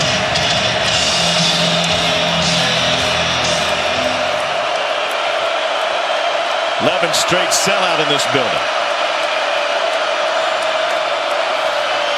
Pressure. Arnold to the slant.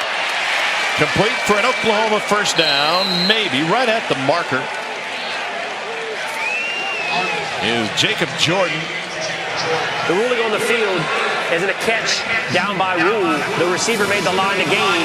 First Jordan down. has had a coming out party since that South Carolina game. Last 3 games, 15 catches coming into tonight for the product out of South Lake The Carroll. ruling on the field is a catch. The runner is down by Rule, and he made the line to gain. The previous play is under video review. Yeah, the true freshman walk-on has played really well with Deion Burks out of the lineup. You see here, a little contact. The ball gets into his chest a little bit because Carnell gets that hand in there. Really tough to tell if that ball hits the ground or not. Ooh, I think it did. Yeah, I think that ball skirts out. Oh, and again there. Yeah. But yeah, I think he lost it as he goes to the ground right here. Carnell does a great job of getting that hand, trying to split the hands of Jacob Jordan there. That's going to be a big stop for Missouri.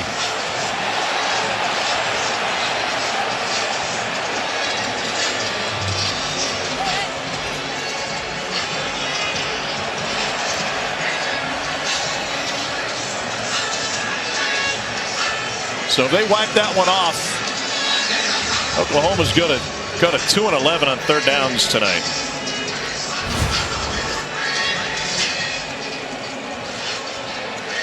Daniel Gotro. After video review, it is an incomplete pass. The receiver did not take firm control as he went to the ground. It will be 4th down and 6. That's kind of been the go-to for Oklahoma, just these slant routes on third and medium, you know. But Missouri knows that, and they're closing on those routes really quickly. All right, so then what's the counter? What's the beater once those safeties start to come up? Well, right now they're getting in normal structure, like 2 by 2, everybody's spread out. You got to get more into stacks and bunches so you can get guys to create leverage, and you can release out or you can release in, and you create leverage opportunities on secondary defenders. Right now they're just lining up in front of them and running a slant, and they're driving on the football and breaking it up. So 4th and 6, and the Sooners make one punt tonight. Shy of midfield, they kick this one away. Daniel Blood to return, and he takes it at the 5. 44-yard punt, long field in front of this Missouri offense, which has managed the only touchdown of this game. Let's go get a slice, or better yet, an entire pie.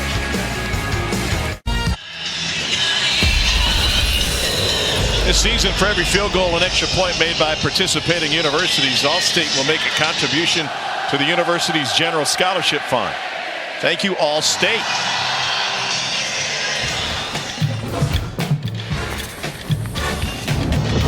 Well, 12-team college football playoff is coming your way for the first time this year. 4 conference champions move all the way into the quarterfinals. They get first-round byes. And the higher seed in the first round will host. These will all be on-campus games. Friday, December 20th is 1 game. 21st is 3 games. It's going to be absolutely unreal with these on-campus environments. Semifinals January 9th and 10th, and then the national championship on Inauguration Day on January 20th. The bracket coming into this one. Notice BYU is ranked 9th but seeded 4th. As a conference champion. This was the release Tuesday night. And this thing's just getting shook up today, huh? Yeah. Miami, Georgia, they'll be dropping down. And you can slide SMU in there. SMU will slide up. Yep. Well, Missouri living on a prayer to try and get into that 12-team playoff. And they still got a chance, right? I mean, Tennessee's going to play Georgia next week. Tennessee right now, Nico's hurt. He's out. Gaston Moore is in for Tennessee. They have a comfortable lead on Mississippi State. Texas and Texas A&M still play at the end of the year. There's still a lot of opportunity for chaos, and Missouri's got to check the box of winning every game from here on out. Meanwhile, Bama's handing it to LSU, a 2-touchdown lead. Said Live Tiger didn't pay off.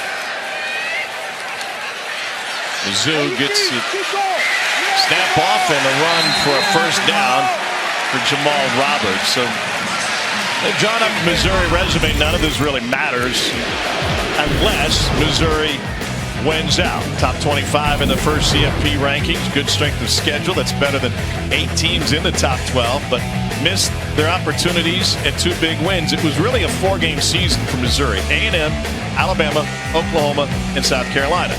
They whiffed on A&M and Alabama. Those weren't even close. They got Oklahoma tonight and go down to the other Columbia next Saturday afternoon. We'll have that one from Williams-Brice.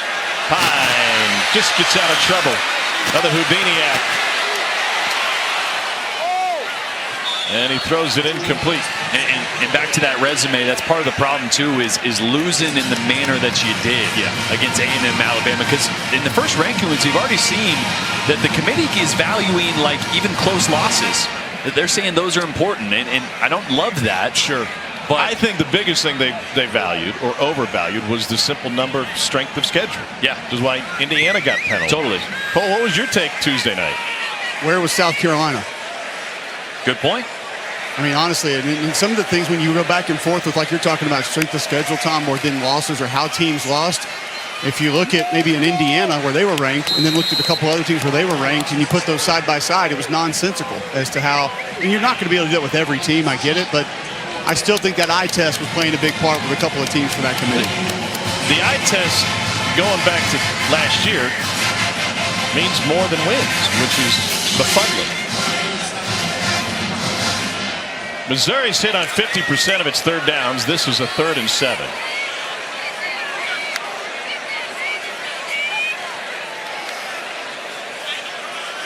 Burden in the slot. Inside receiver to the right of Pine. He's well covered. Pine tried to step up. That hole closed quickly. And Kobe McKenzie in on that tackle. Oklahoma. It's a big stop by Oklahoma. You know, you talk about the playoffs and the eye test and the committee. You know, hear me out now. What if we had a computer that took all the emotion out of it? That's crazy. And just ranked teams based on took the logos out of it. Ranked teams based on a number of metrics, and we could call it like the BCS. Take the C out of that. Yeah. Bowen lets it hop and lets it roll all the way down. Great punt. And will trickle to the 20-yard line. Call it a 61-yard punt from Luke Bauer. There is a flag down the left side 36. They will sort it out. It will be the end of the quarter.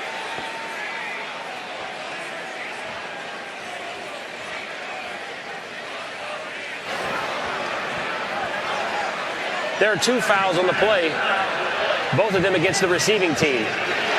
During the kick, illegal block in the back. Receiving team number 7. That penalty is declined. During the kick, holding. Receiving team number 20.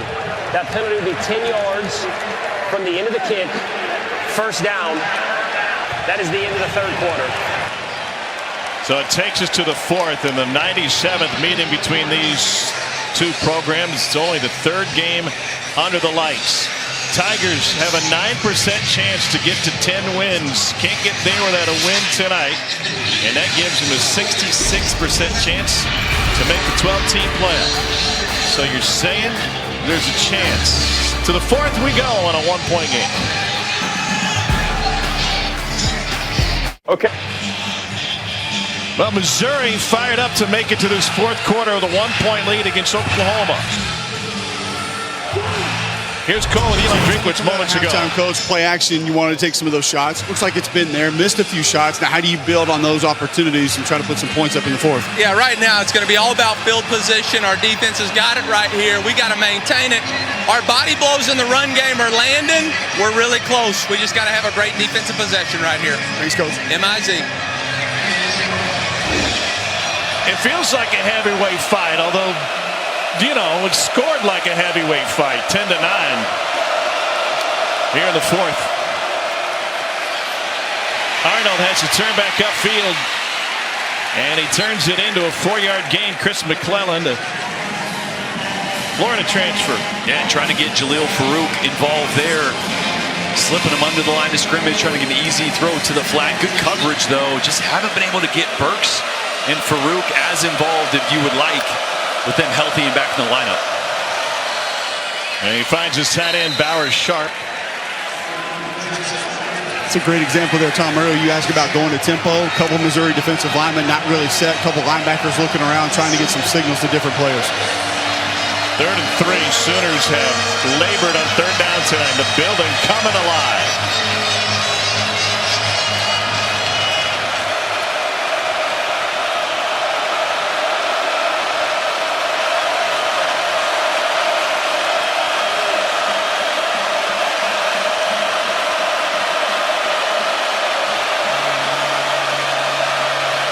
Shot clock at 4, 3, 2, and a timeout taken by Oklahoma.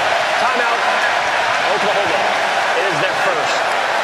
1-point game in the fourth quarter of the 97th meeting between Missouri and Oklahoma.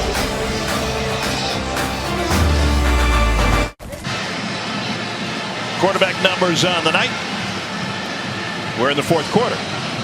Not great, but I will say no turnovers. Jackson did have the one fumble. They're going to have to find a way to push the ball downfield. We really haven't seen Jackson Arnold throw the ball downfield at all tonight.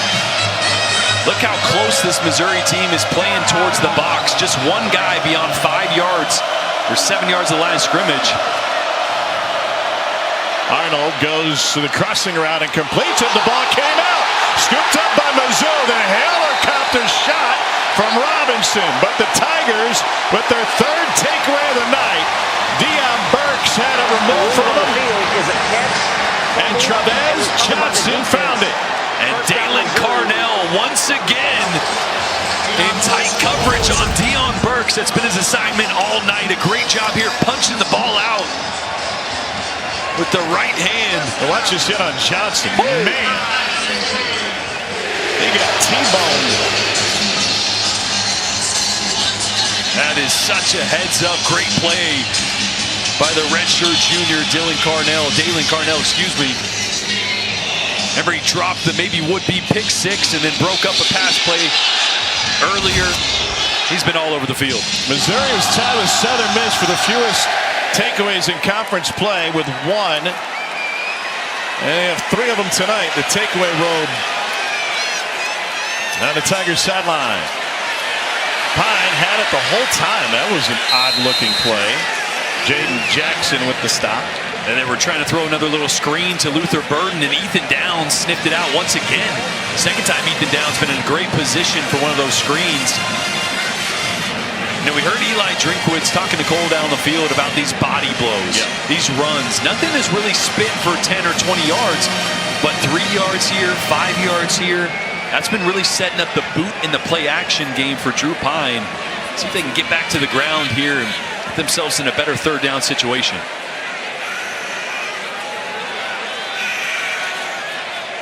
They wanted to stay at a 2nd and longs, but they got one here. Slipping a tackle is Jamal Roberts. Danny Stutzman, another stop. He's in double-digit stops tonight. Yeah, boy, these linebackers, I said it to start the game, really the strength of the defense. And Kip Lewis and Danny Stutzman, they played a heck of a game so far tonight. He's got 14 tackles tonight. He had 17 last year against SMU. I think the most ridiculous stat you threw out tonight is that he just creeped into the Oklahoma top 10 all time. Yeah. It gives you an idea of what kind of other players that university's had over time. That's a great point. All right, last couple times they've gotten in this walk-up look. They've dropped these linebackers out. They do it again.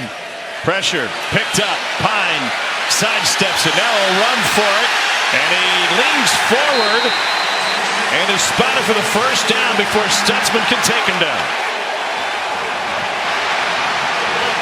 Boy, I mentioned when they walk these linebackers up, they're trying to get these linemen to squeeze down, and then they're bringing pressure off the side. Watch the block here by Roberts to just get a piece of Woody Washington blitzing off the side and give Drew Pine that lane to step up, escape, and pick up the first down. Heck of a job from a guy that Kirby Moore mentioned. Pass pro's not really his game. We pull him in and out a lot just because that's not really his strong suit. A great job there of spying the backside corner blitzing. Couple yards on that run. Stutzman at the bottom of the pile. Cole, you mentioned this a moment ago about the great tacklers they've had in Oklahoma history. Daryl Hunt was a linebacker in the mid and late 70s. He had 530 tackles in his Oklahoma career. His best friend was also running the stat book. Offensive player. Perhaps. I mean, that is I'm kidding. An outrageous number. Jackie Sharp, Travis Lewis, George Cumpy, and then the great Rocky Kalmus there, number 5 all-time in Oklahoma history. And Caden Green down on the field there. Obviously an important game for him. He's a starter at Oklahoma last year before transferring over to Missouri. One of a number of guys, as we've mentioned, crossing over. There he is.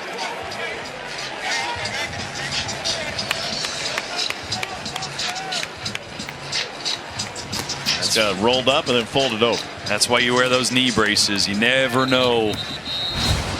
Cole still wears his, by the way. Wears it to the grocery store. I got braces on everywhere, except my teeth.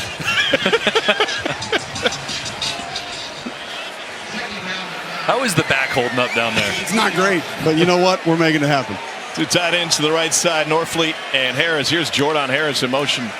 Pine stands tall, incomplete, trying to find Theo Weiss.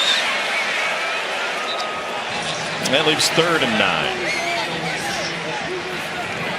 Yeah, one of those throws over the middle that's really tough for Drew Pine. As a shorter quarterback, tough to see the lanes, looking over offensive linemen. That's why we've seen so much tonight on the perimeter. Just watch all that noise right in front of him. He tries to take his release even higher to get over the top of those guys, just not able to get it through to Weiss. Well, they said they wanted to make sure his eyes stayed up looking downfield.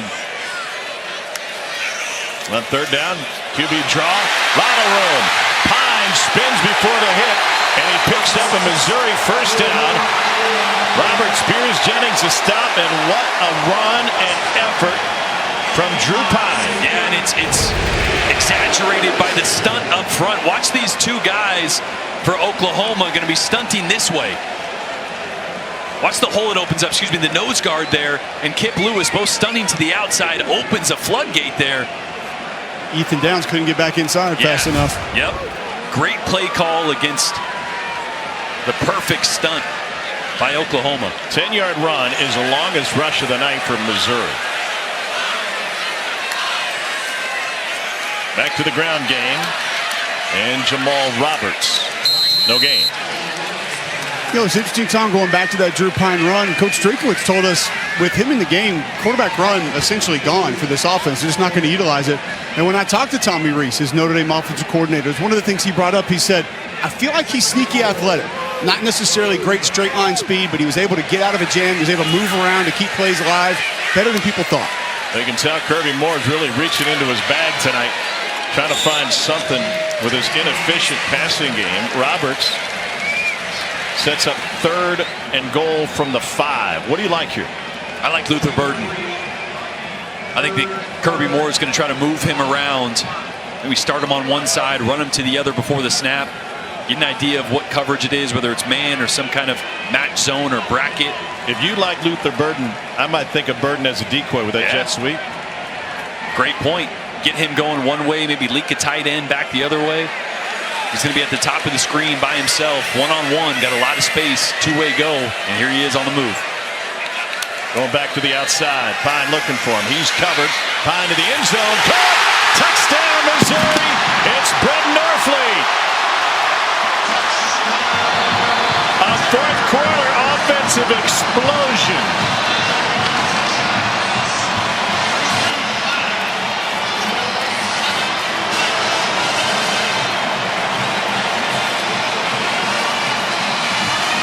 What a gritty and gutsy effort from Drew Pine tonight. A 9-play, 30-yard drive that took 5 minutes to cover 30.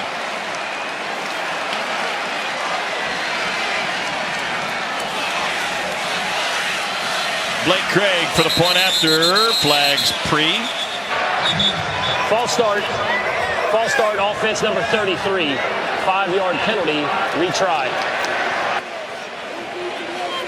Boy, Tom, you were kind of right there. They did use Luther Burden as a decoy. I'm sorry, was what? You were right. Excuse me? It rarely happens, but you were right. Got everybody flowing to the right. The offense is right. Tight end sneaks back to the left. Great little play design by you, Tom Hart. Thank you.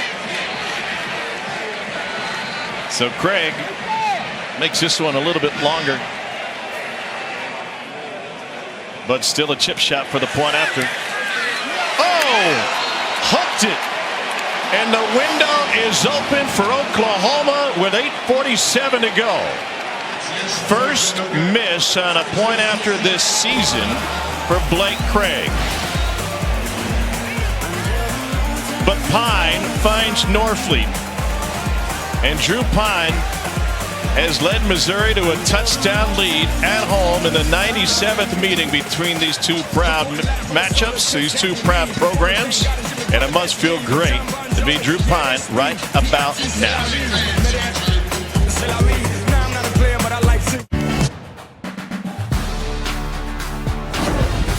SEC Saturday Night is presented by T-Mobile 5G Home Internet. Get internet how you want it. Drew Pine with some redemption in the fourth quarter tonight. After all that he's been through and the struggles that he's had, this must feel great. They're partying on the rocks tonight. Touchback. But that shank point after means it's a 7-point difference. Talk about chunk plays. How can Oklahoma draw some up? Well, there's still plenty of time, right? 8:47 left here in the fourth quarter. Still got 2-year timeouts. It's a 1-touchdown game. You still got to be able to run the football. All right, this offense, what they do best is the RPOs, the throws off of the run game when that extra guy adds to the box. So you got to threaten it with the run first for those slants and RPOs to open up. Straight ahead. And there's an 11-yard run for Robinson. And that's big for two reasons, right? For those RPOs that I mentioned, but anytime you get a big first down to start your drive, now the fast tempo can kick into gear.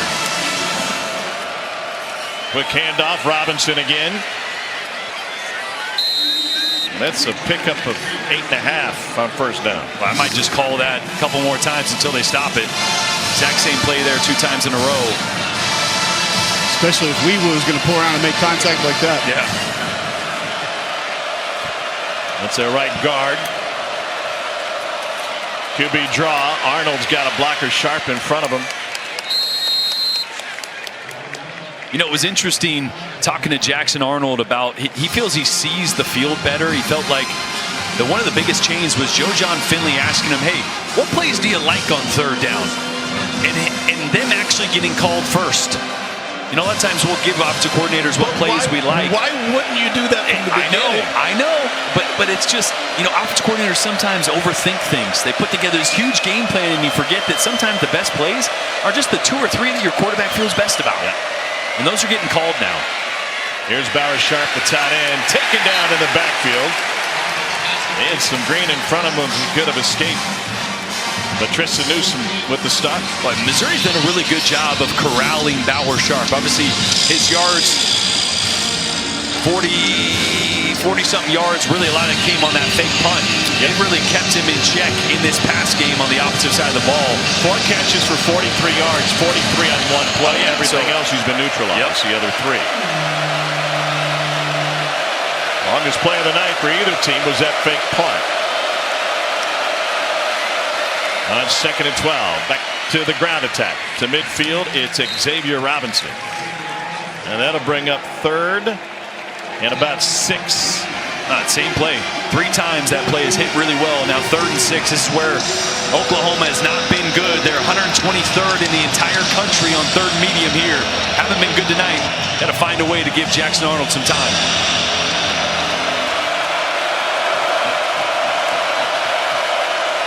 Swing pass. Robinson picks up the first down.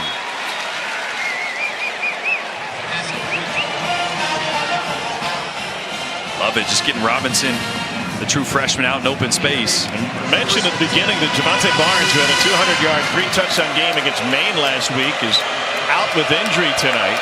We haven't seen Gavin Sawchuk in the last handful of games. He was a game-time decision, but he has not been on the field tonight. And so Robinson, Tatum, and Franklin have been in the running back rotation, and it's been Robinson here on this fourth quarter series. He came into this season, or into this game, with only 29 yards on 6 carries in the whole season. Had a couple really nice runs on this drive. Christian Williams is stopped, and 3rd and short now. Obviously 4-down territory. Missouri's got an injured player, so they have time to think about it. Timeout for a defensive player injury. It's Tristan Newsom. Do you take a shot here if you're Oklahoma? go for it on fourth, or you just take the first down? I think you just try to get a first down. Keep this drive going. It's a one-score game, 5 minutes left in the fourth quarter. Want to try to keep the chains moving and give yourself a chance to tie this up here late. Sellout crowd in Como, and it's coming down to the wire. 21, Xavier Robinson.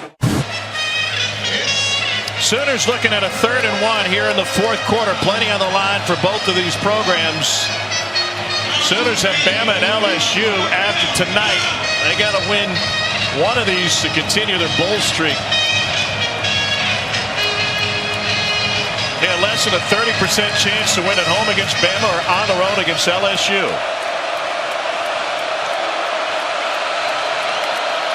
3rd and a short 1.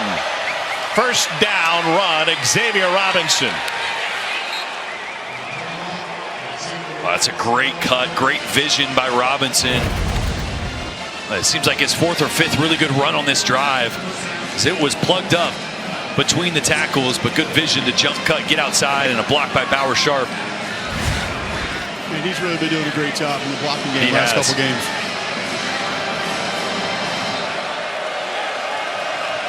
Here comes the 10th play of the drive for Oklahoma. Arnold steps up, spun around, a gain of maybe 2.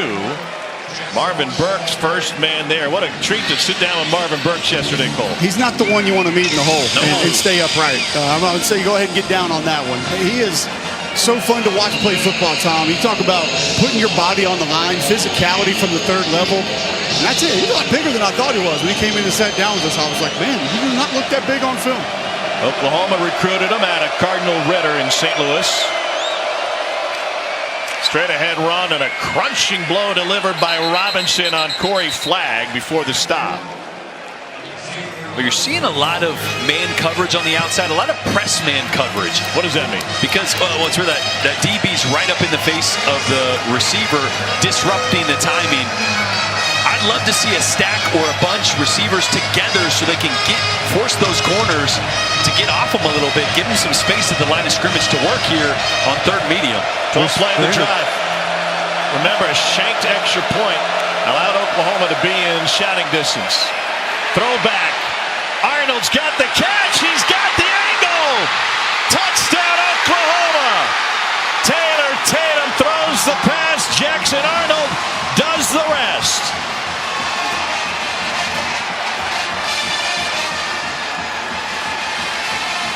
Go figure, the 2 prettiest passes tonight have come from the punter and the running back. Just a great play design. Rolling the dice. We talked to Kirby Moore. He said, I'm going to have a few of these reverses, throwbacks. He said throwbacks in our meeting. He knew this Missouri defense was going to be a tall task, and he dialed that one up at the perfect time. Extra point for the tie with 3:18 remaining.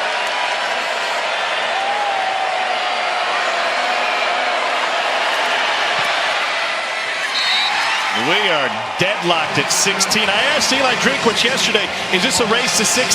He laughed, he smirked, he said, no, 17. Well, it's obviously getting everybody to run with Taylor Tatum, and Jackson Arnold does a great job of selling it. So they're going to give it to Tatum here, get everybody to flow. But I want you to watch this block by Logan Howland. Watch him release and get a piece of Johnny Walker Jr. right here, who would have made this tackle. They call that the rat kill, right? So he's just going to get out, release, and look for the rat that's sniffing it out backside. And he got just enough of them to give Jackson Arnold the green grass. Watch 71 right here. Just gets his shoulder. Also, an amazing job by Tatum not looking back early on that play. He stayed facing the original line of sight with that play. Stayed play side, sold it, invited that defender, and then last minute turned it through that football. And honestly, throwing that on the upfield shoulder kind of led Jackson away from Johnny Walker Jr. that was trailing him in upfield.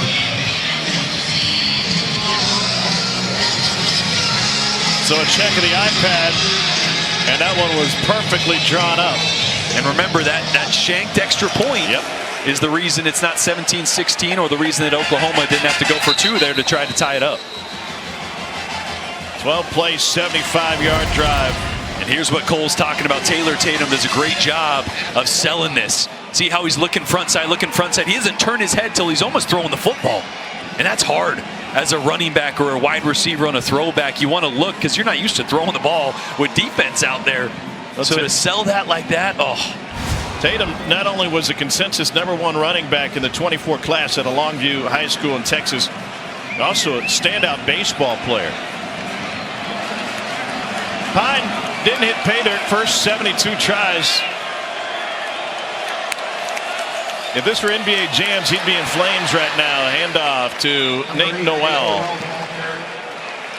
And a gain of 5 on first down. I think this game deserves overtime. You think? Why not extend it? I'm going to be a little late to Shakespeare's Pizza then. Murray's is going to stay open late for us. Okay, perfect. Then we'll hit my house and we'll just keep the party going until your Let's go overtime flight. On 2nd and 5. First down run to the left side, Nate Noel. Cole, what do you like about Noel's run game? Patience. I mean, this cut is big time. Watch, he's just straight downhill and then very last second, boom. The thing that I love about him most, though, is he gets back to full speed almost immediately. So he can stretch it outside on the outside zone play, then get north-south, where he can take a run like that, show a little bit of patience to the line of scrimmage, and then get back to full speed immediately.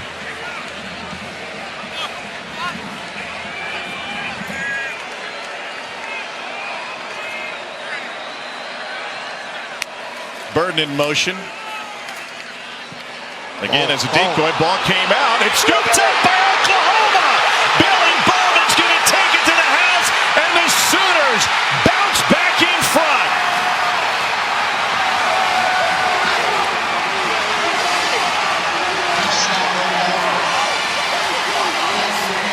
This game is off the rails. I think it was Sammy Omosigo that gets a hand in here as he's going to make the tackle. Almost a little bit of an uppercut. Watch 24 come in here. That right hand. No? Maybe it was a knee. Boy, not even sure how that ball squirts out, but it goes right into the hands of the All-American for the easiest touchdown he's ever had.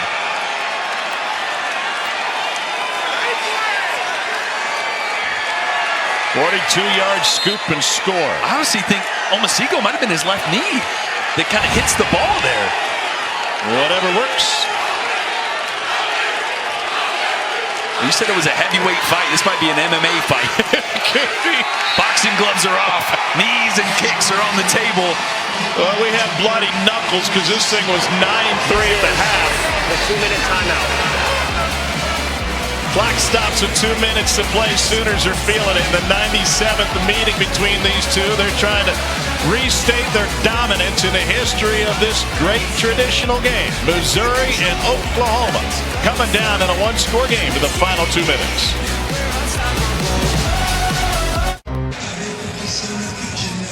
Billy Bowman Jr. is a playmaker. He's got 3 pick sixes and now a scoop and score for his 4th defensive touchdown over the last 2 seasons. That matches Mello Dotson of Kansas for the most in that span.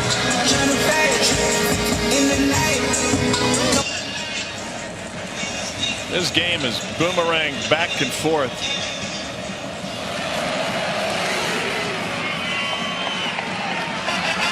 Before the night's over, it's going to stumble into the black and gold parking lot. Drew Pine trailing by 7 now. 14 points in the last minute, 18 for Oklahoma. And we see what Pine has in him. 2 to play. Yeah, got to have a sense of urgency, but you do have all 3 of your timeouts. So don't have to just work the sideline. 2 full minutes here.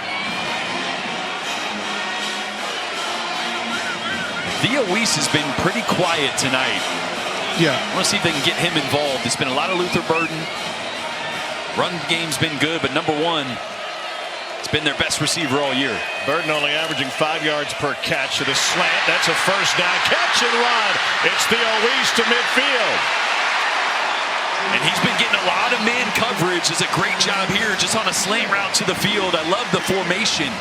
because everybody was on the other side. It ensured that one-on-one backside to Theo Weiss, and a great ball from Drew Pine. Longest play of the night for Missouri's offense. Pine on play action. Pressure behind him and incomplete behind Carroll. Boy, here's going to be the one-on-one up top. Great job just sticking his foot in the ground, and just a really good ball by Drew Pine on the money. Working on Jacoby Johnson. See, they're in that same formation here. Everybody at the bottom of the screen. Theo Weiss at the top and one-on-one. He's got a safety shading him this time. Three-man rush and squirted out. It's caught off the hop, and it'll be a first down if it stands, and Missouri will rush to the football. The ruling on the field is a fumble recovered by the offensive player. First down. Tavares Jones, right place, right time.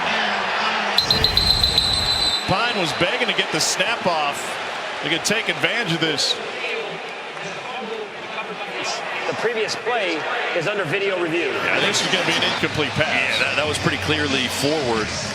But they were trying to work Theo Weiss once again at the top to the right side of Drew Pine, but he was triple covered that time. Danny Stutzman flew out of the hole from the line of scrimmage, tried to get underneath him, had a corner and a safety.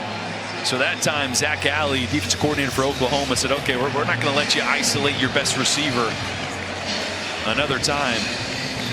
This is where Drew Pine has got to be really smart with his decision making. Don't make a bad play worse. Throwing the ball away is not the worst thing. They're just trying to make a play, but we saw him, I think, a play ago or 2 plays ago, get outside the pocket. Don't force something that's not there. Pine took the majority of the reps heading into the Bama game. After video review, it's an incomplete forward pass. The ball be placed at the 47-yard line. Please reset the game clock to 1 minute, 42 seconds. And then Missouri had the bye week after Alabama, so they've been able to restructure this playbook to be more to his liking. Yeah, we mentioned Kirby Moore adding 6 new pass concepts from going back and watching Notre Dame film with Drew Pine. Guarantee a couple of those are high on the list in a 2-minute section of his call sheet right now as they go. The first time I think I've really seen them 5 wide. Now they're going to motion Jamal Roberts back into the backfield. Burton is the inside receiver, and we got stoppage of play before the snap. But what that does, using the running back like that, it's going to show Drew Pine the coverage. So just that little motion shows him it's zone coverage. It is third down, and please set the game clock to 1 minute, 41 seconds. Thank you. All right, every second counts. Every down counts. I lost track of it before here. Burton in motion. Pine pressured, steps up. On the run. And he gets rid of it just in time to avoid the sack. It'll set up 4th and 10 for Missouri. Hassan McCullough was chasing him. Yeah, and R. Mason Thomas applied the initial pressure off the edge. Oh, we got a flag on the far Prior side. to the pass. Holding. Defense number 5. Wow. 2-yard penalty from the previous spot. The penalty results in a first down. As Woody Washington got caught with his hand in the cookie jar, Missouri has a fresh set of downs and 3 timeouts, 1:33 to play.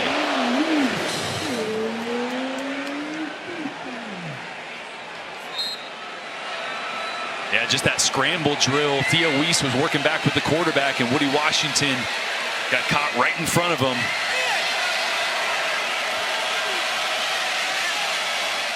Roberts joins him in the backfield. Pine pressured again. He gets taken down. What a play by R. Mason Thomas. Clock rolling. Missouri will use a timeout. Woo! He was shot out of a cannon. Timeout, Missouri. It's their first. It wasn't just seconds. getting off, but it was also the reach to get him. We saw R. Mason Thomas come up big towards the end of that Auburn game. handful of weeks ago, so dynamic as a pass rusher. Let's go back 2 plays to see the hold that resulted in the first down. Yeah, Woody Washington on the scramble drill, trying to pick up what receivers coming and drifting with the quarterback, just got in the way of Theo Weiss. And the speed, man, the speed of R. Mason Thomas is ridiculous. He's got such great bend around the corner. That's what makes that so difficult to block. When a defender can get 6-8 inches off the ground like that, you have to lean forward to try to make contact. You can't move your feet, gain depth after you do that. Well, Marcus Bryant's 6'7". That doesn't help either. No. 2nd and long, 1:29 remaining. Sending the house up the middle. Pine goes down the sideline, incomplete. Theo Weiss was the intended receiver. Boy, that's probably the 4th or 5th time tonight. And now Pine limping around. Yeah, that Zach Alley has brought that double A-gap cross dogs from the linebackers, really trying to get noise and guys in the face of the short quarterback, right? Yep. Trying to make it so we can't see things downfield. Pine listed at 5'11".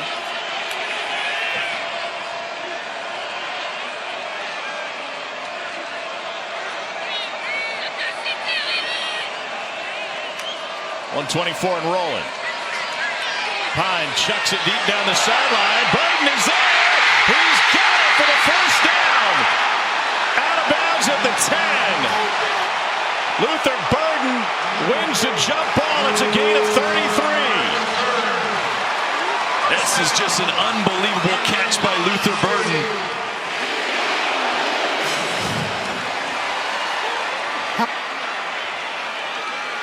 1:16 to play.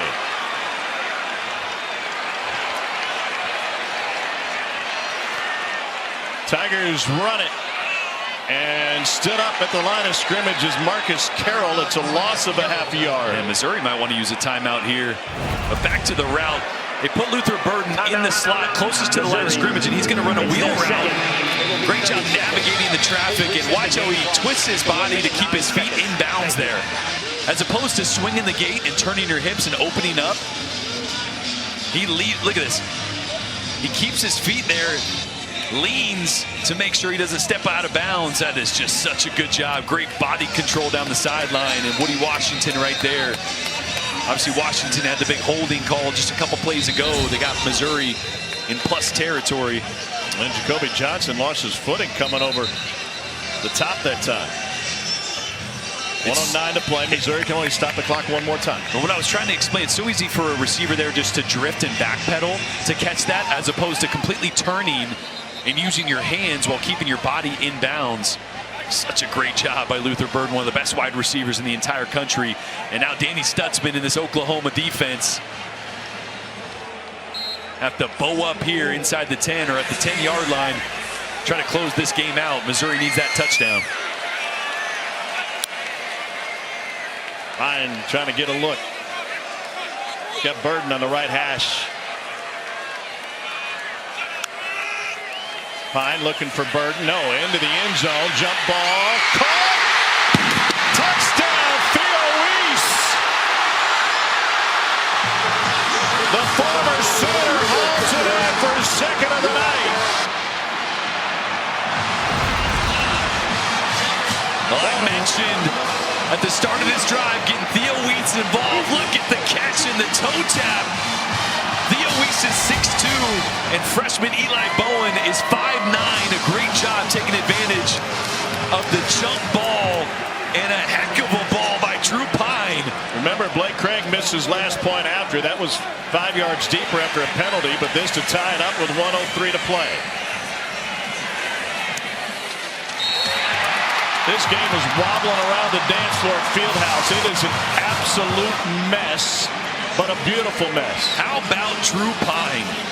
Came in to relieve Brady Cook 2 weeks ago at Alabama for really his first significant play time, threw 3 interceptions, and now the biggest drive of his career here as Missouri's playoff hopes hang in the balance and trying to stay alive. First, it was a throw down the sideline to Luther Burden. Perfect spot, great catch and adjustment.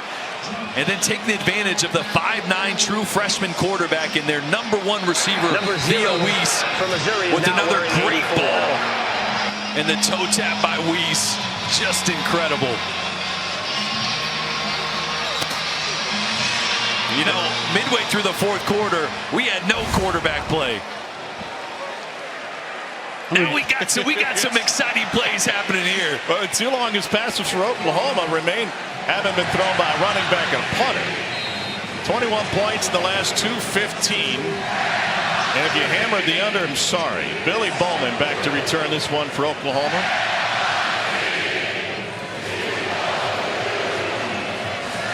First matchup between these two since 2011. It was circled on the calendar once it was learned Oklahoma was coming to the SEC. And if you waded through the mess it was the first half, you've been rewarded. This has been a second half thriller.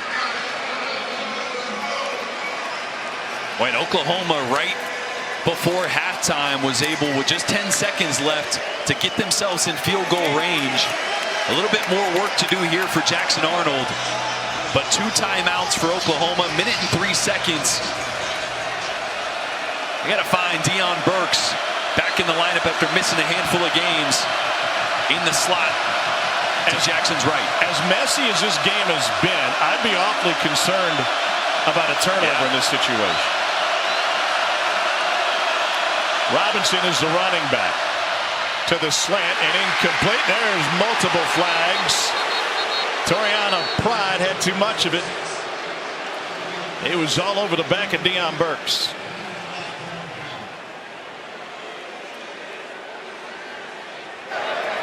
Pass interference. Defense, number 5. The ball will be placed at the spot of the foul. The result of the penalty is a first down.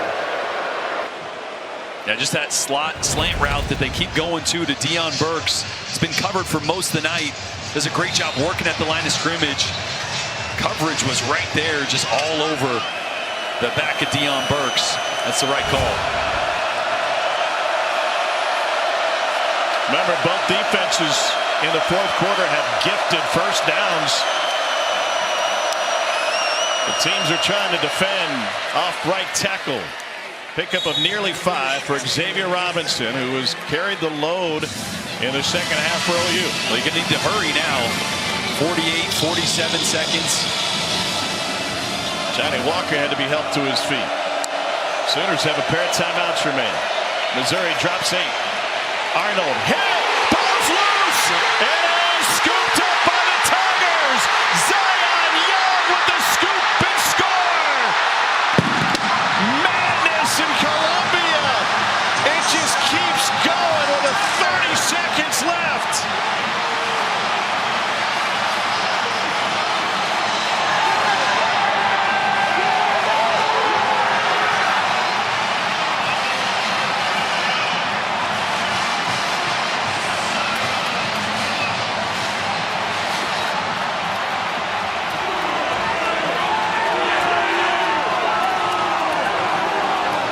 They first met in 1902, and I don't know if they've ever played one quite like this. Unbelievable. This was a pitcher's duel for most of the game. Point after, hold your breath, good. 2 touchdowns in a half minute for Mizzou. Boy, it was great coverage on the back end. There's really nowhere for Jackson Arnold to go with the ball. Zion Young and Johnny Walker Jr. with great pass rushes to cause Jackson to step up, and this is the second time ball security outside the pocket has been an issue for Jackson Arnold. He's just got to throw that out of bounds. And what did I tell you? Yeah, you did. That's maybe the second time ever you've been right, Tom. Both in one night. Forced by Newsom, scooped by Young.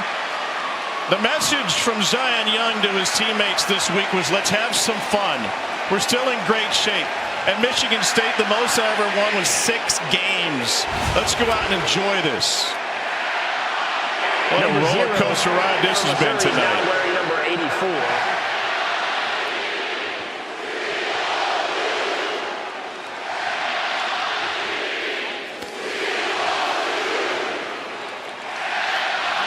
Four takeaways from Missouri tonight.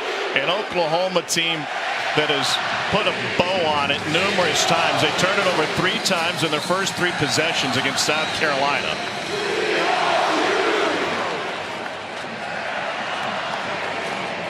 Be a fun car ride home.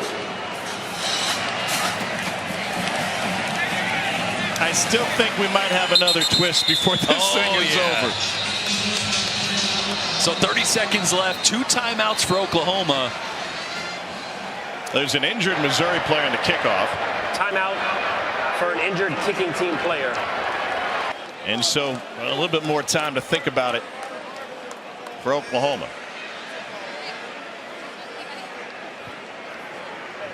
And really the most important play here is going to be the first one. You don't need to get 50 or 60 yards on this first play. You just want to get a guy in space with the ability to run. So whether that's Deion Burks, whether that's Jacob Jordan, one of your slot guys, get him in space in the middle of the field to try to pick up 8-10 yards or so to give yourself some momentum so you can get the tempo going and then take your shots. Brady Holtman is the injured Tiger. Also a name to keep in mind, J.J. Hester for Oklahoma had the big deep ball against Auburn late in the game in the 4th quarter. He's your 6'4" target. If you need a chunk play, if you need a shot play downfield, he's a big athletic target that I'd be looking at.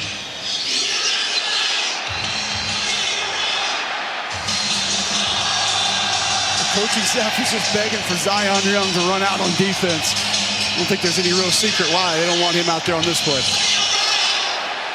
Well, that's the other thing. In order to hit some of these chunk plays I'm talking about, you got to protect. And this offensive line's had a tough time tonight and all season, really. Their 9th different combination on the O-line in 10 games. Tigers rush only 3. Arnold on the crossing route finds Deion Burks, and he gets waylaid after gain of 5. There is no flag. And the athletic training staff quickly out. There's also an injured Missouri player.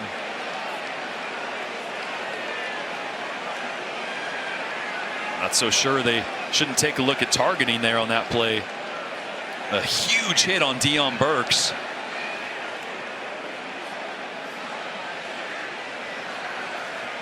Pride gets to his feet. It was Sidney Williams, the safety for Missouri, with the big hit on Deion Burks. As soon as they had a chance, the entire platoon of Oklahoma athletic trainers raced onto the field to take care of Deion Burks. And you hate to see that, right? Deion's been banged up, missed the last 5 games with injury. He's been fighting to get back in the lineup to help this team out, to try to get bowl eligible. And here late in the game, fighting to pick up extra yards, and took just a massive hit.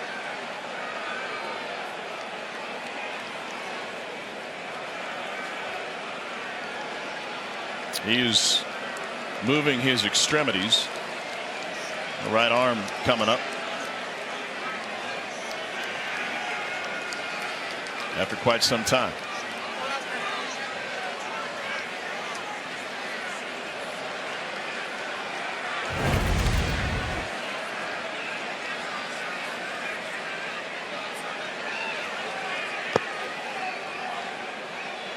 Big hit. I mentioned maybe looking at it for targeting, but obviously when you're a ball carrier, you're not defenseless. He got hit there from the front.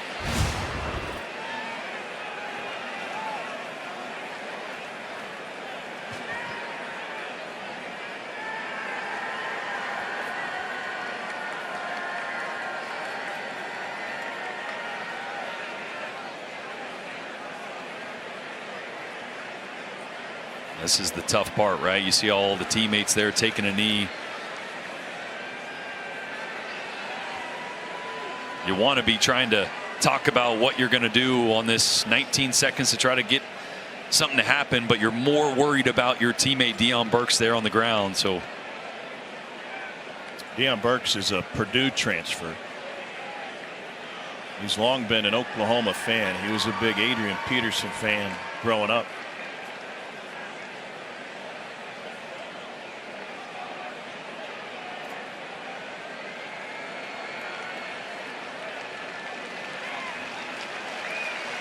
They have sat him up.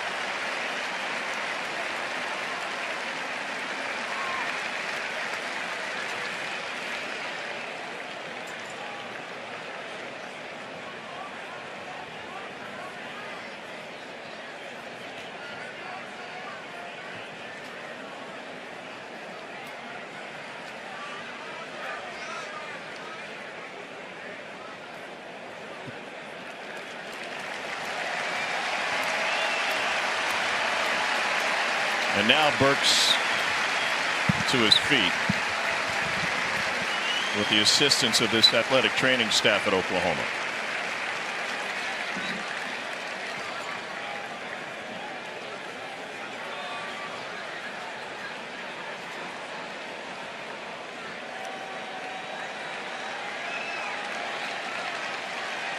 And he's having a hard time putting one foot steadily in front of the other.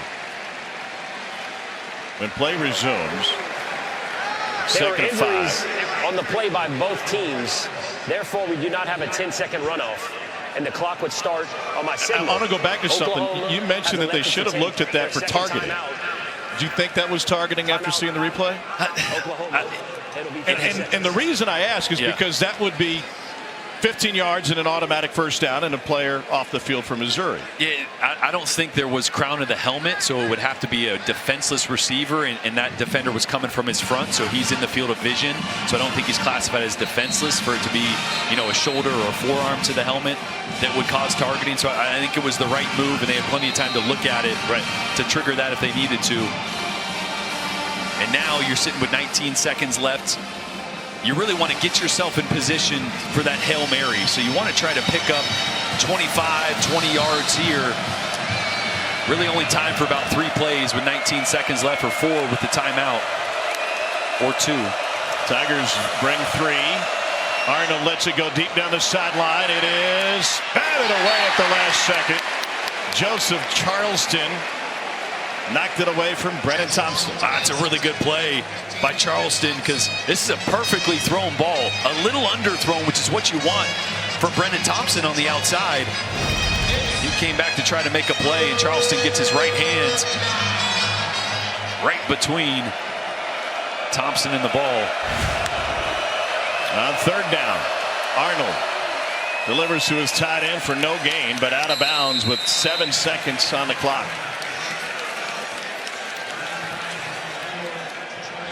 Yeah, now you really just, you have to pick up the first down. Please set the game clock to 8 seconds. And you want, and if you're about to get tackled, you want to get down so you can call that timeout and maybe heave one to the end zone if possible. So you got time for a 6-yard out here? Yeah, I try to work something to the top of the screen there to the boundary, out of bounds real quick. Arnold, pressure. Gonna run with it. Jackson Arnold runs for the first down and trying to keep the play alive. Be the final play of regulation. Sharp back to Arnold, and the ball will trickle out of bounds, and Missouri on a white knuckle ride holds on to knock off Oklahoma in a thriller of a fourth quarter.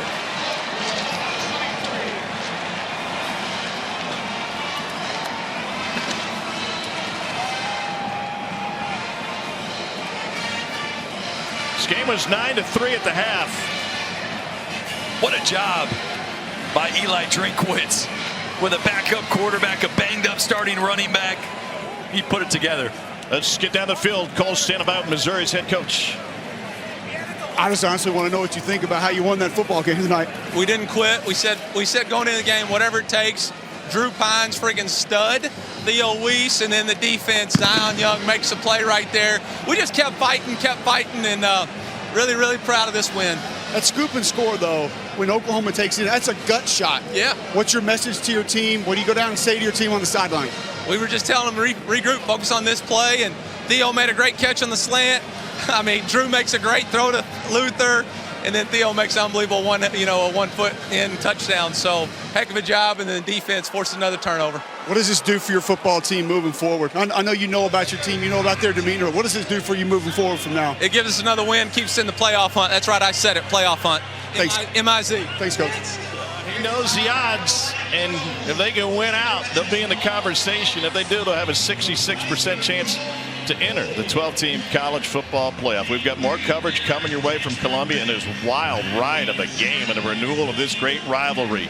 Get you to SEC football final, then when we return and bring it back here, Gold Talk with Drew Pine, the hero of the night from Missouri. What a thriller. Dari, try to make sense of this one.